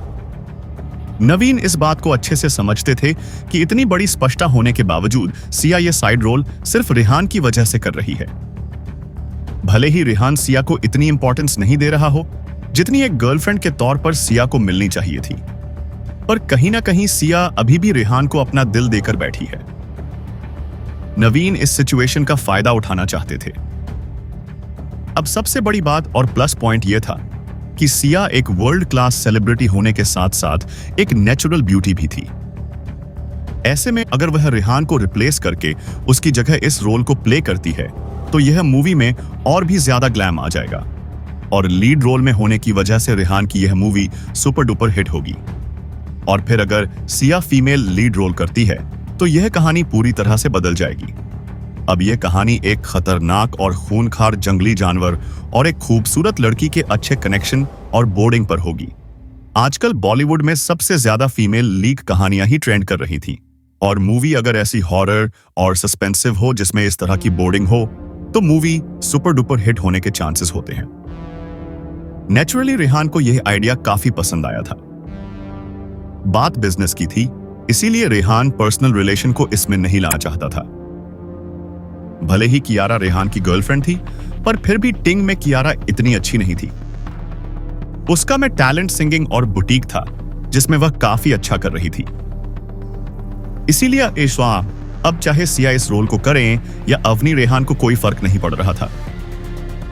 रेहान ने बिजनेस माइंडेड होते हुए प्रोफेशनली सोचा, जब सिया जैसी नेचुरल ब्यूटी और मनस्टर जैसा और क्यूट लिटिल गोरिल्ला एक साथ इस मूवी को शूट करेंगे तो इनकी बॉन्डिंग वाकई लोगों को बहुत पसंद आएगी। यही सब सोचकर रेहान ने नवीन से कहा, ठीक है, हम आपके प्लानिंग के अकॉर्डिंग ही काम करेंगे। कितना टाइम लगेगा हमें इस फिल्म की शूटिंग पूरी करने में? रेहान की बात सुनकर नवीन ने भी कैलकुलेशन करते हुए कुछ देर सोचकर फिर कहा, मैंने इस बारे में सोचा है। हम लोगों को इस फिल्म में लास्ट तक स्पेशल इफेक्ट डालने की या यूज करने की बिल्कुल जरूरत नहीं पड़ेगी। हम पूरी तरह से रियल लोकेशन पर ही शूटिंग करेंगे। ऐसे में ना महीने से ज्यादा नहीं लगेंगे। जैसे ही रेहान ने टाइम का सुना तो वह एकदम हैरान रह गया। उसने आधे अधूरे शब्दों के साथ कहा, तो इसका मतलब? रेहान आगे कुछ बोल पाता उससे पहले ही नवीन ने कहा, यस बॉस, 3 मंथ एक रफ आइडिया है। अगर सब कुछ आराम से हो गया तो शायद हम लोग 2 महीने में ही पूरी शूटिंग कर लेंगे। हमारी प्लॉट ज्यादा मुश्किल नहीं है, इसीलिए हम लोग आसानी से टाइम पर ही फिल्म की शूटिंग पूरी कर सकते हैं। नवीन की बात सुनकर रेहान ने उनसे कहा, हम ठीक है, हम लोग पूरी कोशिश करेंगे कि हमारी यह फिल्म की शूटिंग जल्दी से जल्दी पूरी हो जाए। मैं चाहता हूं कि हमारी पहली फिल्म जल्दी से जल्दी बॉक्स ऑफिस पर रिलीज हो और उसकी सक्सेस को हम सबके साथ मिलकर आराम से एंजॉय करें। इतना कहकर रेहान मुस्कुराने लगा। असल में रेहान जल्दी से जल्दी अपनी इतने महीनों की मेहनत का फल पाना चाहता था, या यूं कहे कि जल्दी से जल्दी और ज्यादा पैसा कमाना चाहता था, क्योंकि पिछले दिनों में उसने बहुत सारी प्रॉपर्टी खरीदी थी और बहुत सी जगहों पर उसने पैसा खर्च किया था। खास करके रिफ्लेक्टिंग मून आइलैंड को खरीदने और इस पर काम शुरू करने के लिए काफी ज्यादा फंड चाहिए था। वह तो शुक्र था कि सही टाइम पर डमरू ने उन लोगों की मदद कर दी, वरना शायद यह लोग इस आइलैंड को खरीदकर भी कोई मुनाफा नहीं कमा पाते। अभी तक रेहान का पूरा बैंक ऑलमोस्ट खाली हो चुका था। अगर और ज्यादा ऐसा ही चलता रहा तो रेहान अपनी इस अमीरी को और ज्यादा एंजॉय नहीं कर पाएगा, और ऐसा ना हो इसके लिए रेहान जल्द से जल्द पैसे कमाना चाहता था। भले ही रेहान इस वक्त काफी जल्दी मचा रहा था, पर फिर भी कहीं ना कहीं उसके दिल में घबराहट थी और वह चाहता था कि जल्दी ही सही अल्लाह पर हर काम तरीके से हो। रेहान यही सब सोच रहा था कि तभी उसके दिमाग में आया कि इस वक्त फिल्म की शूटिंग के लिए बहुत सारे क्रू मेंबर्स आए हुए हैं और वे लोग लंबे टाइम तक इस आइलैंड पर रुकने वाले थे। ऐसे में सबसे पहले तो इन लोगों के रहने का इंतजाम करना सबसे ज्यादा जरूरी था, और दूसरी बात यह भी थी कि फिल्म से जुड़े हुए सारे क्रू मेंबर्स आइलैंड पर आ चुके थे। अभी तक उन लोगों ने फिल्म की शूटिंग स्टार्ट नहीं की थी, जबकि यह शूटिंग पहले ही शुरू हो जानी चाहिए थी। शूटिंग के दौरान घने जंगलों का काफी बड़ा रोल रहने वाला था। हालांकि रेहान और बाकी सब लोगों को इसके लिए ज्यादा मेहनत नहीं करनी थी, क्योंकि अभी भी रिफ्लेक्टिंग मून आइलैंड पर बहुत सारे घने जंगल थे रहने के लिए। एक बार तो रेहान ने सोचा कि उन लोगों ने पहले ही काफी बड़ा टटिया कैंप लगाया हुआ है, पर जब रेहान ने लोगों की संख्या सुनी तो उसे अंदाजा हो गया कि इतनी जगह काफी नहीं होगी। इसीलिए पहले ही दिन यहां आने के बाद इन सब लोगों ने सबसे पहले रहने की व्यवस्था करना ज्यादा सही समझा। तभी रेहान को याद आया कि कुछ टाइम पहले अनन्या ने बताया था कि यह जगह ज्यादा टाइम तक टैंक में रहने के लिए सही नहीं है, क्योंकि यहाँ आसपास काफी ज्यादा जंगली मच्छर और जानवरों का डर रहता है। इसीलिए अगर कोई भी ज्यादा टाइम तक इन टेंट में रहेगा तो डेफिनेटली बीमार पड़ जाएगा, और रेहान अपने साथ आए हुए लोगों के साथ ऐसा बिल्कुल नहीं होने देना चाहता था। आफ्टर ऑल ये सभी रेहान की जिम्मेदारी थी। इतने सारे लोगों का लंबे समय तक कैंप में रहना सेफ नहीं था, क्योंकि इससे उनकी तबीयत भी खराब हो सकती थी, और फिर यह सभी लोग रेहान की जिम्मेदारी थी। इसीलिए रेहान को इन सब की चिंता हो रही थी। खुशकिस्मती से इस बार अमन के पास एक अच्छा आइडिया था। हिजू में अमन ने अपने 5 स्टार होटल ताजमहल की तरफ से कई बार ओपन बैंक्वेट ऑर्गेनाइज किए थे, इसीलिए उसे इन सब चीजों का काफी अच्छा एक्सपीरियंस था। इन सब चीजों के लिए असेंबलिंग रूम और कंटेनर चाहिए होते थे, और अमन ये सब कुछ इस बार अपने साथ यहां लेकर आया था। इस तरह के असेंबलिंग रूम्स कहीं भी शिफ्ट हो सकते थे और उन्हें लाना ले जाना भी बहुत आसान होता था। यह एक तरह की बिल्डिंग होती थी जो मॉडिफाइड कंटेनर से बनाई जाती थी। भले ही यह दिखने में काफी सिंपल दिखाई देते थे, पर असलियत यह थी कि इन्हें बनाने में बहुत ज्यादा मेहनत लगती थी। हालांकि जो लोग इस फील्ड में काम करते थे उनके लिए यह बाएं हाथ का खेल था। अमन ने इन सब को रिनोवेट करवाने में बहुत ज्यादा पैसा और एफर्ट खर्च किया था। जैसे ही इन सब कंटेनर को असेंबल कर दिया गया तो दिखने में अंदर से यह बिल्कुल भी बुरे नहीं लग रहे थे। इसके अंदर जितने भी कमरे थे सब किसी 4 स्टार होटल के बराबर ही थे। इन सब चीजों का एक फायदा तो यह था कि यह कभी भी कहीं भी लाया ले जाया जा सकता था, और जितना आसान इनको असेंबल करना था उतना ही आसान इन्हें वापस डिसअसेंबल करना भी था। इन सभी कंटेनर को हाईजू से शिप के थ्रू ट्रांसपोर्ट किया गया था, और वहां से हेलीकॉप्टर के थ्रू इन्हें डायरेक्टली उस जगह पर लाया गया था जहां पर रेहान और बाकी सब लोगों ने कैंप लगाया हुआ था। यहां लाने के बाद और असेंबल करने के बाद एक 3 मंजिला बिल्डिंग बना दी गई थी, जिसमें काफी कमरे थे और साथ ही साथ काफी लग्जरी सामान भी था। इन रूम के अंदर एयर कंडीशनर, पानी और गैस सब की व्यवस्था थी, जैसे एक रियल बिल्डिंग होती है। बिल्कुल वैसी ही बिल्डिंग बनाई गई थी। हालांकि रियल बिल्डिंग को गिराना या बनाना इतना आसान नहीं था जितना आसान इन टेम्पररी बिल्डिंग को बनाना था। जैसे ही मूवी की शूटिंग खत्म हो जाएगी तो फिर से इन सब कंटेनर्स को डिसेंबल करके वापस हाईजू ले जाना काफी ज्यादा आसान रहेगा। सभी लोग वहां पर अपनी अपनी तरफ से बिल्डिंग बनाने में अपनी मदद करने लगे, और डायरेक्टर नवीन भी अपने क्रू मेंबर्स के साथ वही कैंप में रुक गए। रेहान अकेला ही वाटरफॉल की तरफ निकल गया ताकि लिटिल गोरिल्ला को ढूंढ सके। रेहान जानता था कि लिटिल गोरिल्ला वहीं मिलेगा, इसीलिए रेहान उस तरफ चला गया था जब से लिटिल गोरिल्ला को यहां आइलैंड पर भेजा गया था। उसके बाद से रेहान काफी दिनों से लिटिल गोरिल्ला से मिलने के लिए नहीं आ पाया था। रेहान को डर लग रहा था कि जरूर लिटिल गोरिल इस वापस से नाराज होगा। रेहान जब वहां पर पहुंचेगा तो जरूर लिटिल गोरिल्ला उसे देखकर छुप जाएगा और उससे मिलने के लिए बाहर नहीं निकलेगा। लिटिल गोरिल्ला जिस गुफा में रहता था वहां तक पहुंचने का रास्ता भी बहुत ज्यादा मुश्किल था। पिछली बार भी रेहान को वहां से आने में बहुत ही मुश्किल उठानी पड़ी थी। हालांकि उस वक्त लिटिल गोरिल्ला रेहान के साथ था। जैसे तैसे करके कुछ देर बाद रेहान उस गुफा में पहुंच ही गया और उस झरने को पार करके उस शांत गुफा में जाकर थोड़ी तेज आवाज में चिल्लाते हुए बोला, लिटिल गोरिल्ला, मैं तुम्हारे लिए बहुत ही डिलीशियस फूड लेकर आया हूं। रेहान के आवाज देने के बाद भी काफी देर तक गुफा में कोई भी हलचल नहीं हुई। लंबे टाइम तक जब रेहान को कोई भी जवाब नहीं मिला तो एक बार तो उसे लगा कि शायद लिटिल गोरिल्ला इस गुफा में नहीं है। पर अचानक ही रेहान की नजर एक काली परछाई पर चली गई। झरने के पीछे से एक काली परछाई दिखाई दे रही थी, जिसे देखकर रेहान को हंसी आ गई और उसे कंफर्म हो गया कि लिटिल गोरिल्ला यहीं पर है। रेहान वहीं घास पर बैठ गया और अपने पीछे लगा हुआ अपना बैग आगे करके उसमें से स्नैक्स का एक पैकेट निकालकर उसे लिटिल गोरिल्ला के सामने रखा। रेहान ने चिढ़ाने के अंदाज में कहा, मैं बाहर नहीं आ रहा हूं।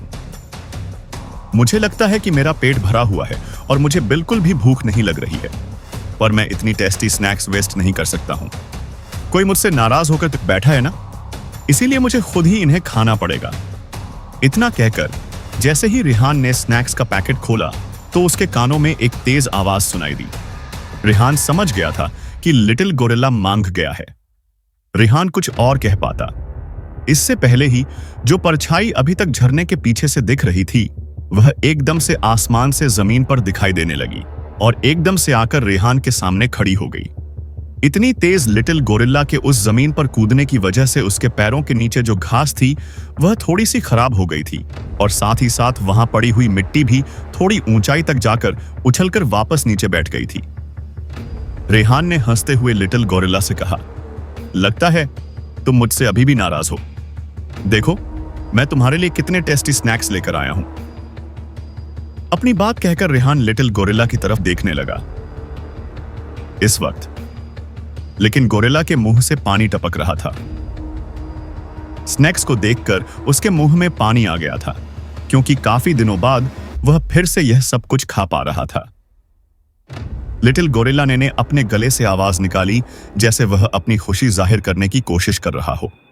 लिटिल गोरिल्ला को इतनी ललचाए हुई नजरों से देखकर रेहान ने जल्दी जल्दी सारे पैकेट खोल दिए और फिर उन्हें लिटिल गोरिल्ला के सामने करते हुए कहा, ये लो, ये सब तुम्हारे लिए हैं।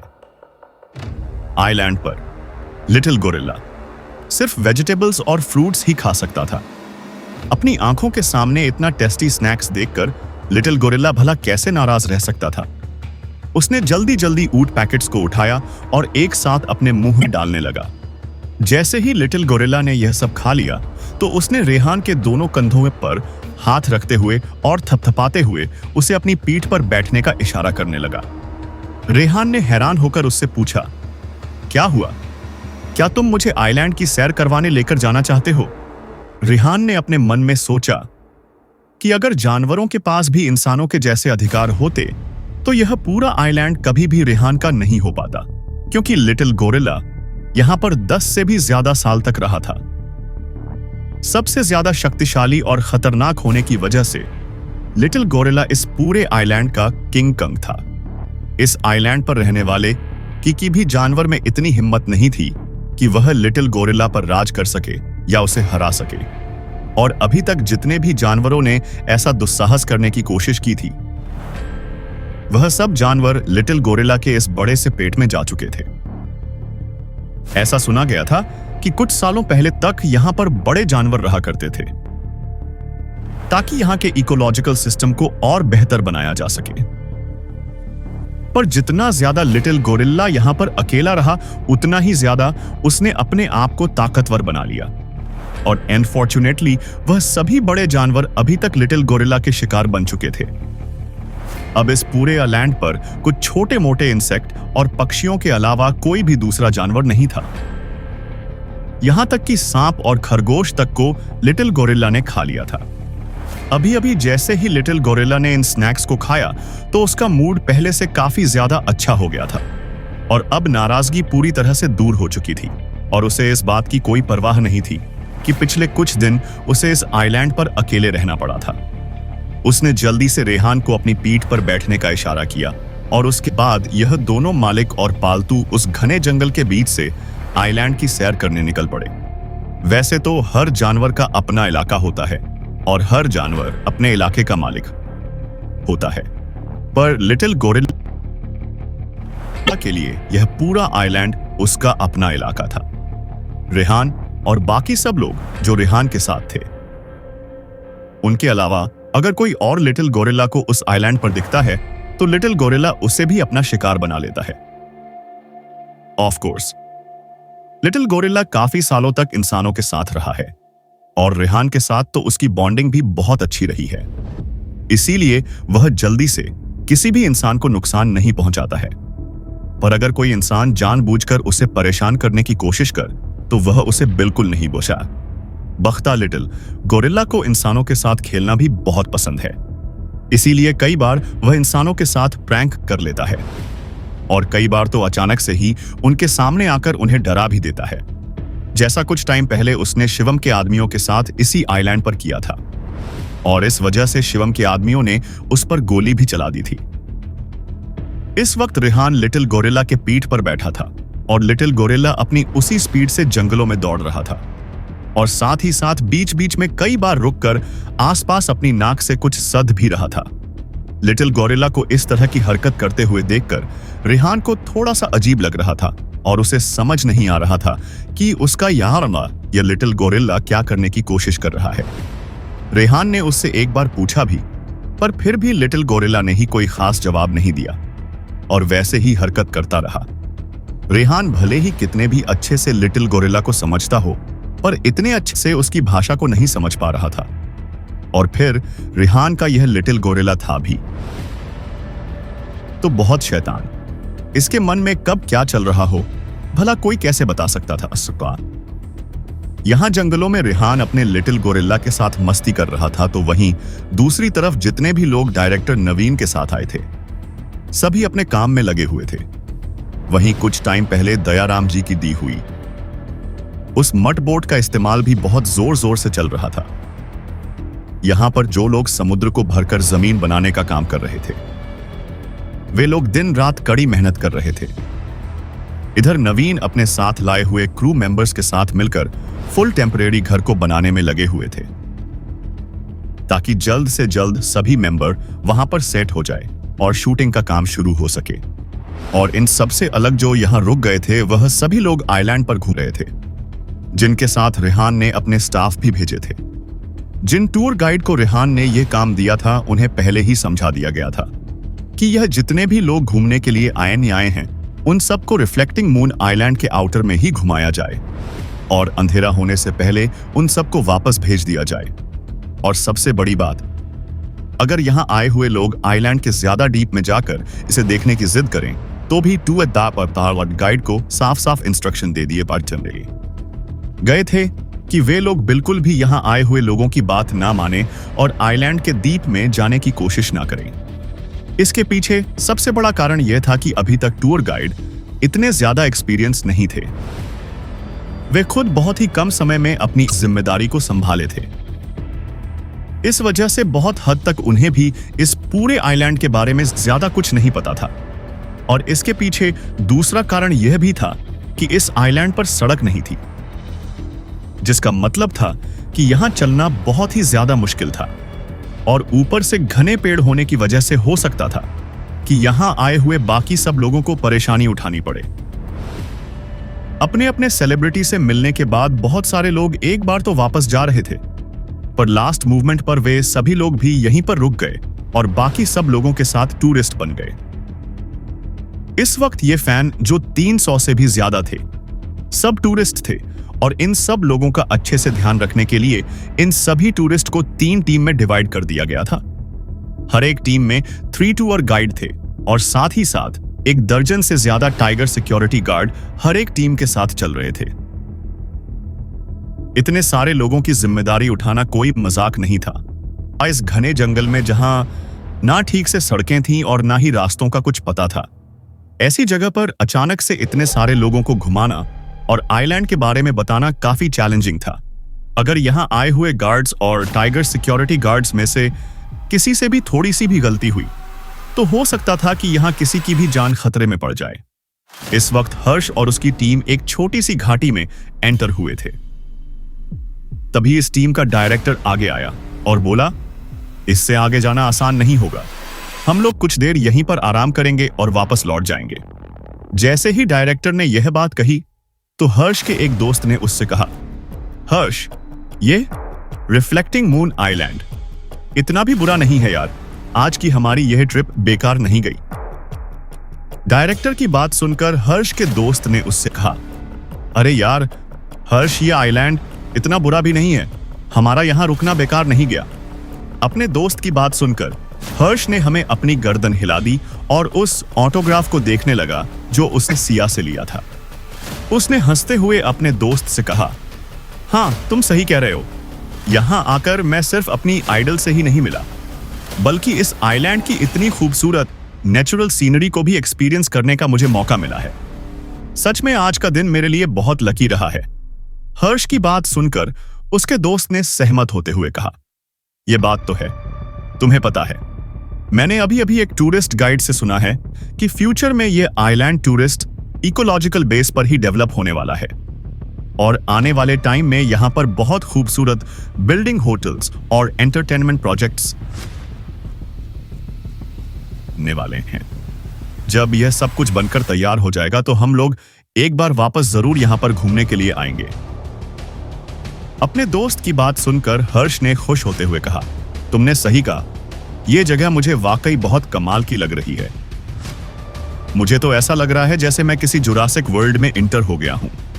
जैसे ही मैं यहां आया तो मुझे एक अलग ही थ्रिल और खुशी महसूस होने लगी। हर्ष की बात सुनकर उसके दोस्त ने हंसते हुए कहा, भाई इतनी भी एक्स्ट्रा ऑर्डिनरी जगह नहीं है। हाँ, यहां का इकोलॉजिकल सिस्टम काफी अच्छे से मेंटेन किया हुआ है, इसीलिए यहां आकर अच्छा लग रहा है। पर तू तो कुछ ज्यादा ही तारीफों के पुल बांध रहा है।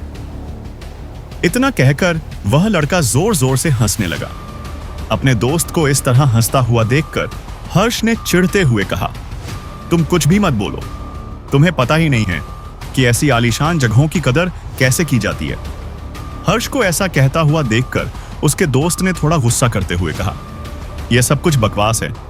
घास के अलावा यहां चारों तरफ सिर्फ पेड़ पौधे हैं। इसके अलावा यहां पर देखने जैसा तुम्हें क्या लगा? मुझे तो यहां पर एक सिंगल जानवर तक दिखाई नहीं दे रहा है। कितना ज्यादा एक्साइटिंग होता अगर यहां पर हमें कोई बहुत ही बड़ा और खूंखार जंगली जानवर देखने को मिलता। सब कुछ कितना ज्यादा थ्रिलिंग होता ना। पास नेट्स। अपनी बात कहने के बाद हर्ष और उसके दोस्त के बीच में एक छोटी सी बहस शुरू हो गई। जैसे ही हर्ष ने अपने दोस्त की बात सुनी तो उसने हंसते हुए कहा, क्या कहा? तुम्हें एक भयानक जानवर को देखना है। सच कहूं तो अगर तुम्हें वह जानवर दिख जाए तो तुम अपनी पैंट गीली कर दोगे। बड़े आए खुद को 30 मार खान समझने वाले। जैसे ही हर्ष ने यह बात कही तो एक तेज गुर्रा हुई आवाज जंगलों की तरफ से आती हुई उनके कानों में पड़ी। गुर्राने ने कि यह आवाज सुनकर एक बार तो सच में हर्ष का दोस्त थोड़ा सा डर गया, पर जल्दी ही उसे लगा जैसे कोई उसके साथ मजाक कर रहा है और उसने खुद को बहुत हिम्मत वाला दिखाते हुए कहा, यह क्या बकवास कर रहे हो तुम्हें क्या लगता है मैं इतना ज्यादा डरपोक हूं?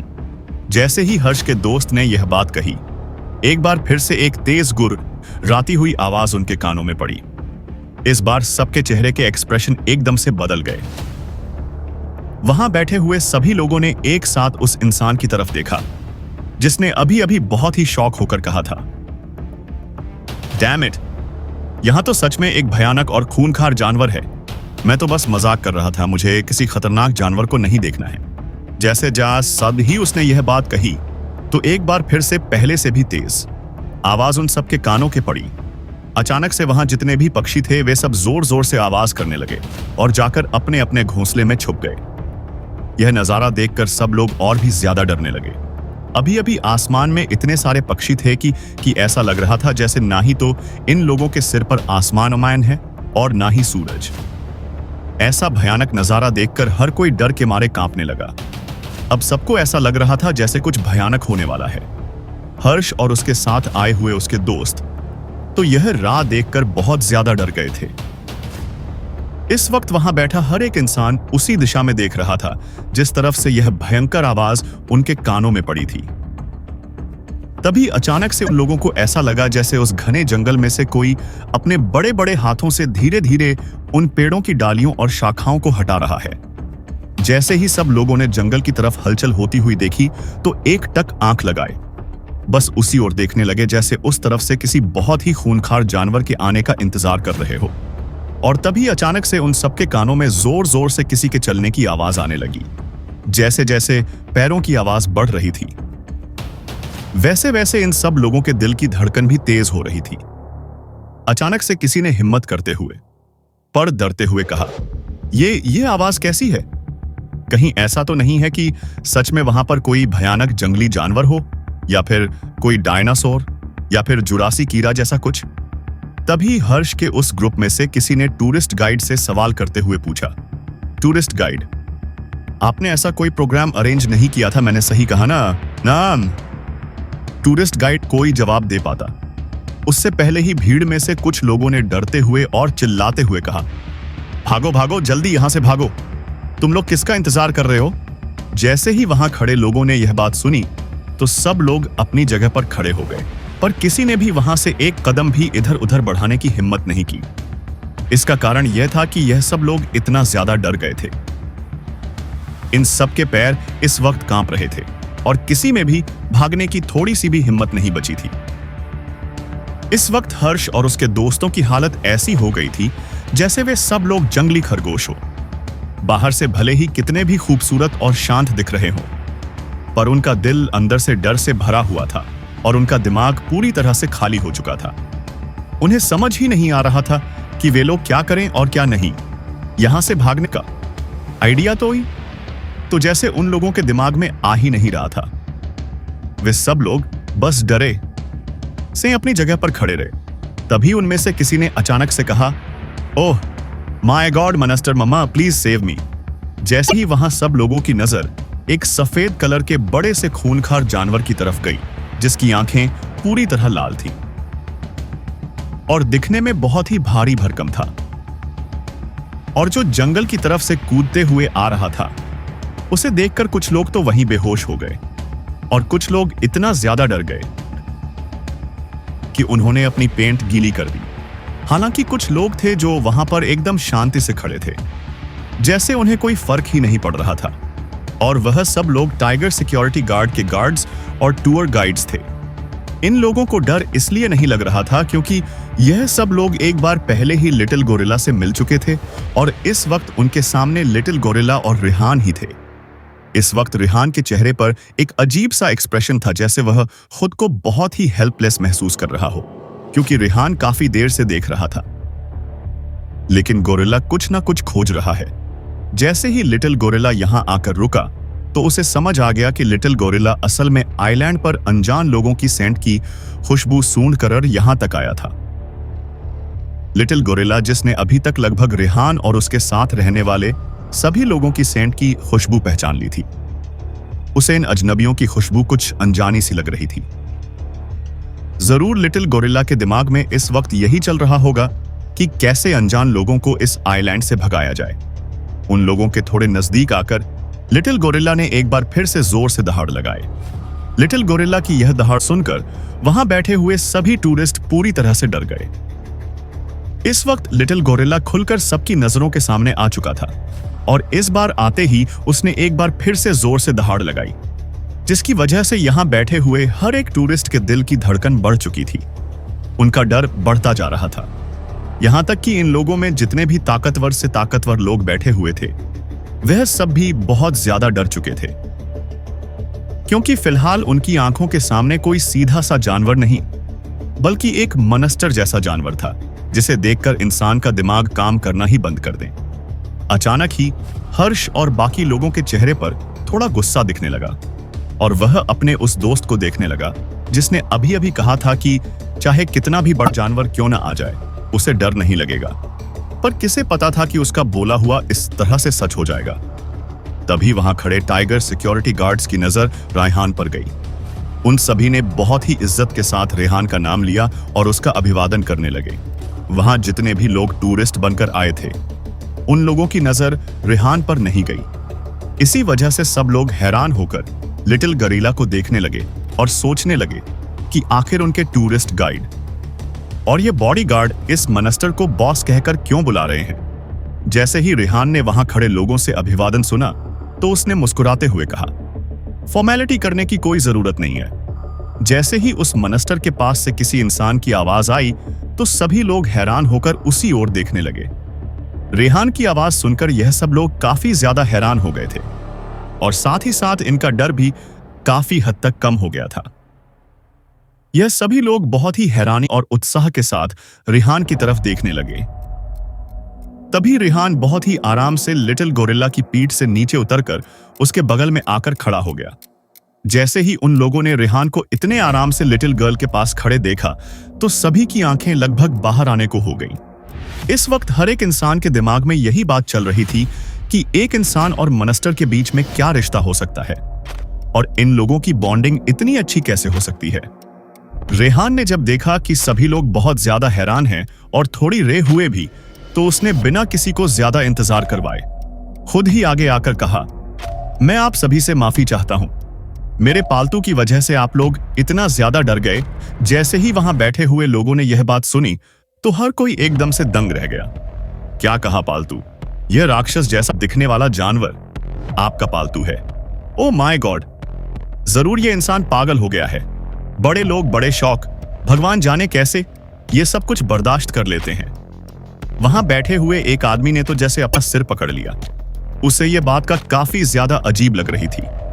वह खुद भी काफी बॉडी बिल्डर टाइप का दिखने वाला था, पर रेहान की बात सुनकर उसकी हैरानी का कोई ठिकाना नहीं रहा। पता नहीं मैं बेवकूफ हूं या ये दुनिया ही पागल हो चुकी है। भला कोई कैसे इतना डरावना और खूनखार पालतू रख सकता है?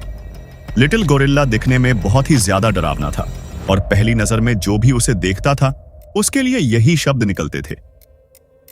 इसीलिए किसी को विश्वास नहीं हो रहा था कि लिटिल गोरिल्ला भी किसी का पालतू जानवर हो सकता है। लिटिल गोरिल्ला को वहां देखकर ही यह सब लोग इतना ज्यादा दर्द में चुके थे। अगर इन लोगों को पता चलता कि लिटिल गोरिल्ला की वजह से इस पूरे आइलैंड पर एक भी जानवर बाकी नहीं रहा है तो शायद ये लोग और भी ज्यादा हैरान हो जाते। खैर, भले ही किसी को विश्वास ना हो रहा हो पर फिर भी जो आंखों के सामने दिख रहा था उससे कोई इनकार नहीं कर सकता था और ना चाहते हुए भी सब लोगों को मानना पड़ा कि यह भयंकर और खूनखार जानवर सामने खड़े उस इंसान का पालतू है जिसे यह बॉडीगार्ड बॉस कहकर बुला रहे हैं। यहां खड़े जितने भी टूरिस्ट थे उन सब की नजरों में रेहान की पहचान फैमिलियर भी थी और मिस्टीरियस भी। जानी पहचानी इसलिए थी क्योंकि कुछ टाइम पहले जो अफवाह सुनी थी उस वजह से हर किसी को लगता था कि यही वो इंसान है जिसे सुपर स्टाइल कहा जा रहा था। और मिस्टीरियस होने के पीछे का कारण तो लगभग हर कोई जानता था। किसी को भी नहीं पता था कि रेहान की असली पहचान क्या है और आज तक कोई इस बात का पता भी नहीं लगा पाया था। यहां तक कि जब लोग सिया का बॉयफ्रेंड कहकर रेहान को बुलाते थे तब भी किसी को पता नहीं चलता कि आखिर रेहान किस बड़े घर का लड़का है और क्या करता है। खुशकिस्मती से यह मनस्टर जैसा दिखने वाला जानवर रेहान का पालतू था, वरना शायद अभी तक जहां बैठे हुए सभी टूरिस्ट इस मनस्टर का खाना बन चुके होते। हर्ष इस वक्त काफी डरा हुआ था और थोड़ा सा एक्साइटेड भी लग रहा था। उसने रेहान की तरफ देखकर उससे पूछा, सर क्या आप श्योर है कि यह जंगली जानवर हमें नुकसान नहीं पहुंचाएगा? सब लोग जानते थे कि रेहान बहुत बड़ा आदमी है, पर फिर भी सिर्फ हर्ष में ही इतनी हिम्मत थी कि वह रेहान के सामने यह सवाल कर सके। हर्ष की बात सुनकर रेहान ने हंसते हुए कहा, तुम चिंता मत करो, मैंने कहा ना, यह किसी को कोई नुकसान नहीं पहुंचाएगा। जैसे ही रेहान ने यह बात कही तो वहां बैठे सभी लोगों के चेहरे पर एक सुकून दिख रहा था, जैसे उन्हें रेहान की बात पर विश्वास आ गया है। तभी उनमें से एक ने कहा, यह तो बहुत अच्छी बात है सर, अगर आप कह रहे हैं तो हम जरूर आपकी बात पर विश्वास करेंगे। इस वक्त वहां बैठे हुए सभी टूरिस्ट के चेहरे पर इस तरह का सुकून था जैसे उन्हें उनकी जिंदगी वापस मिल गई हो। इस वक्त हर कोई लंबी लंबी गहरी सांस ले रहा था और खुद को नॉर्मल करने की कोशिश कर रहा था। तभी एक और टूरिस्ट ने रेहान से सवाल करते हुए पूछा, रेहान सर, आप यहां पर कोई फिल्म नहीं बनाने वाले ही क्या? अगर आप लोग यहां फिल्म बनाने वाले हैं तो फिर यहां पर यह इतना बड़ा और डरावना जानवर क्या कर रहा है? हमने सुना है कि आपकी फिल्म किसी पालतू के साथ ही बनाई जाने वाली है, तो फिर वह पालतू जानवर कहां है? जैसे ही रेहान ने यह सवाल सुना तो उसके चेहरे पर अचानक ही एक हंसी आ गई। रेहान ने हंसते हुए कहा, हाँ, मैं जिस मूवी को बनाने वाला हूं उसमें मैं लीड रोल करने वाला पालतू यही है। इतना कहकर रेहान बिना कोई खास एक्सप्रेशन दिए वापस अपने लिटिल गोरिल्ला के कंधे पर बैठ गया और सभी को एक मुस्कान देकर अगले ही पल वहां से गायब हो गया। जैसे ही वहां बैठे लोगों ने यह बात सुनी तो हर कोई एकदम दंग रह गया और हैरानी से रेहान को देखने लगा। जब तक रेहान उनकी आंखों से ओझल नहीं हो गया तब तक सब लोग एकटक उसे ही देखते रहे, और जैसे ही रेहान गायब हो गया तो तुरंत ही सब लोग वापस अपने होश में आए और आपस में बात करने लगे। यह बॉस अभी क्या कहकर गए थे? यह पालतू जानवर मूवी में लीड रोल में होगा क्या? यह राक्षस जैसा दिखने वाला जानवर मूवी में एक्टिंग करेगा? अभी अभी जो हमने देखा था, क्या वह कोई नकली मॉन्स्टर था जिसे फिल्म सेट वालों ने शूटिंग के लिए बनाया हो? ये तुम क्या बकवास कर रहे हो? भला प्रॉपी इतने ज्यादा रियल कैसे हो सकते हैं? मेरे सामने तो अभी भी जीता जागता मॉन्स्टर था तुमने। सही कहा भाई, मैं तो सबसे पास बैठा हुआ था, इसलिए मैं उस मॉन्स्टर के पास से आती हुई उस गर्मी को महसूस कर सकता था, और साथ ही साथ जब वह मॉन्स्टर सांस ले रहा था तो मुझे उसकी आवाज भी सुनाई दे रही थी। भगवान जाने ये लोग कैसी मूवी बनाने वाले हैं? क्या ये सच में ये लोग एक मॉन्स्टर से मूवी में एक्टिंग करवाएंगे? यार ये सब बातें छोड़ो, मुझे तो इस बात की ज्यादा हैरानी हो रही है कि रेहान सर को इतना डरावना मॉन्स्टर आखिर मिला कहां से। यह तो मुझे भी नहीं पता, पर हाँ, ये सब कुछ देखकर ऐसा लग रहा है कि इस मूवी में सच में कुछ इंटरेस्टिंग होने वाला है। अभी तक सभी लोग इसी तरह बातें कर रहे थे और बातें करते करते टूर गाइड के साथ वापस समुद्र के पास आ गए थे, जहां पर उन लोगों की बोट बंधी हुई थी। टूर गाइड और टाइगर सिक्योरिटी गार्ड वालों ने सभी टूरिस्ट को बहुत ही सम्मान के साथ वापस उनको अपनी अपनी बोट में बैठा दिया। वहां खड़े टूरिस्ट इड अभी भी इन टूरिस्ट की कही हुई बातों को सुन सकते थे, जो अभी भी इसी मूवी के बारे में बात कर रहे थे। हर कोई बस यही सोचकर हैरान था कि आखिर रेहान किस तरह की मूवी बनाने जा रहा है। अभी तक सभी टूरिस्ट वापस जा चुके थे और वहीं दूसरी तरफ अवनी और सियाश रिफ्लेक्टिंग मून आइलैंड की मैन आइलैंड पर आ चुकी थी ताकि फिल्म की शूटिंग शुरू कर सके।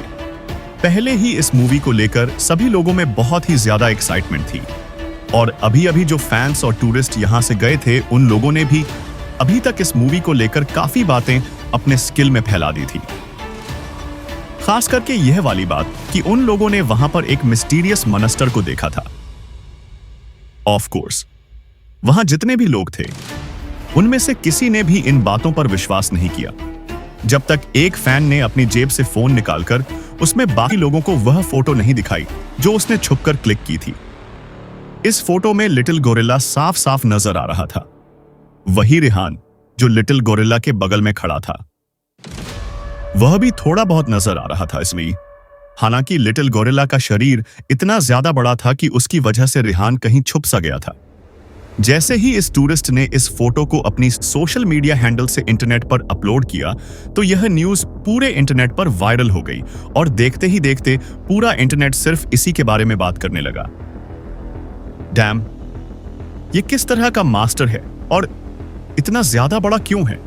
जरूर इसे देखकर लगता है कि यह 4 मीटर से भी ज्यादा लंबा होगा। मैंने सही कहा ना? अगर हम लोग इसके सफेद फर को और इसकी बड़ी बॉडी को इग्नोर कर दे तो ये यली एक बड़ा सा गोरिल्ला जैसा दिखता है। यह सच में बहुत ज्यादा डरावना है। यार भला इतना डरावना मॉन्स्टर जैसा जंगली जानवर किसी का पालतू कैसे हो सकता है? भला कोई कैसे इस बात पर विश्वास कर सकता है? बहुत सारे लोग ऐसे भी थे जो इस न्यूज पर विश्वास कर रहे थे, और बहुत सारे लोग इस बात पर विश्वास नहीं भी कर रहे थे। पूरे इंटरनेट पर लोग बस इस अचानक से वायरल हुई फोटो पर ही बात कर रहे थे। शुरू में तो बहुत सारे लोग इस फोटो को नकली बता रहे थे, पर जब अचानक से एक प्रोफेशनल कम्युनिटी ने इस बात पर कहा कि यह फोटो पूरी तरह से सही है और इसमें किसी तरह की छेड़छाड़ नहीं की गई है, तो जिन लोगों को विश्वास नहीं था उन लोगों ने भी अब इस पर विश्वास करना शुरू कर दिया। अब लोगों को विश्वास तो होना शुरू हो गया था, पर पॉइंट यह था कि आखिर इतना भयानक जानवर हो कैसे सकता है और कैसे कोई जानवर इतना बड़ा और खूंखार हो सकता है और मॉन्स्टर जैसा लग सकता है। अभी हर कोई कहीं ना कहीं अचंभे में था और यही सब बातें सोच रहा था। पर तभी अचानक इन सब लोगों का ध्यान रेहान की इस नई फिल्म पर गया और सभी लोग इस फिल्म को लेकर बहुत ही ज्यादा क्यूरियस होने लगे। लोग जानना चाहते थे कि ऐसी कौन सी मूवी बन रही है जिसका लीड कैरेक्टर असल में एक जानवर प्ले करने वाला है और साथ साथ यह जानवर कोई नॉर्मल डॉग या कैट नहीं है, बल्कि जीता जागता एक गोरिल्ला है। ऐसा नहीं था कि लोगों ने पहले ऐसी कोई मूवी नहीं देखी थी जिसमें कोई मॉन्स्टर का रोल प्ले हो रहा हो, पर वह सब कुछ सिर्फ था या फिर कहीं ना कहीं इमेजिनेशन के बेसिस पर यह स्पेशल इफेक्ट से तैयार किया गया था। वही रेहान इन सबसे अलग रियल और एक्स्ट्रा ऑर्डिनरी मूवी बनाने वाला था, जिसमें वह असली का मॉन्स्टर इस्तेमाल करने वाला था। यह बात सभी लोगों को बहुत ही ज्यादा एक्साइटेड कर रही थी और क्यूरियस भी लोग इस बारे में और जानना चाहते थे।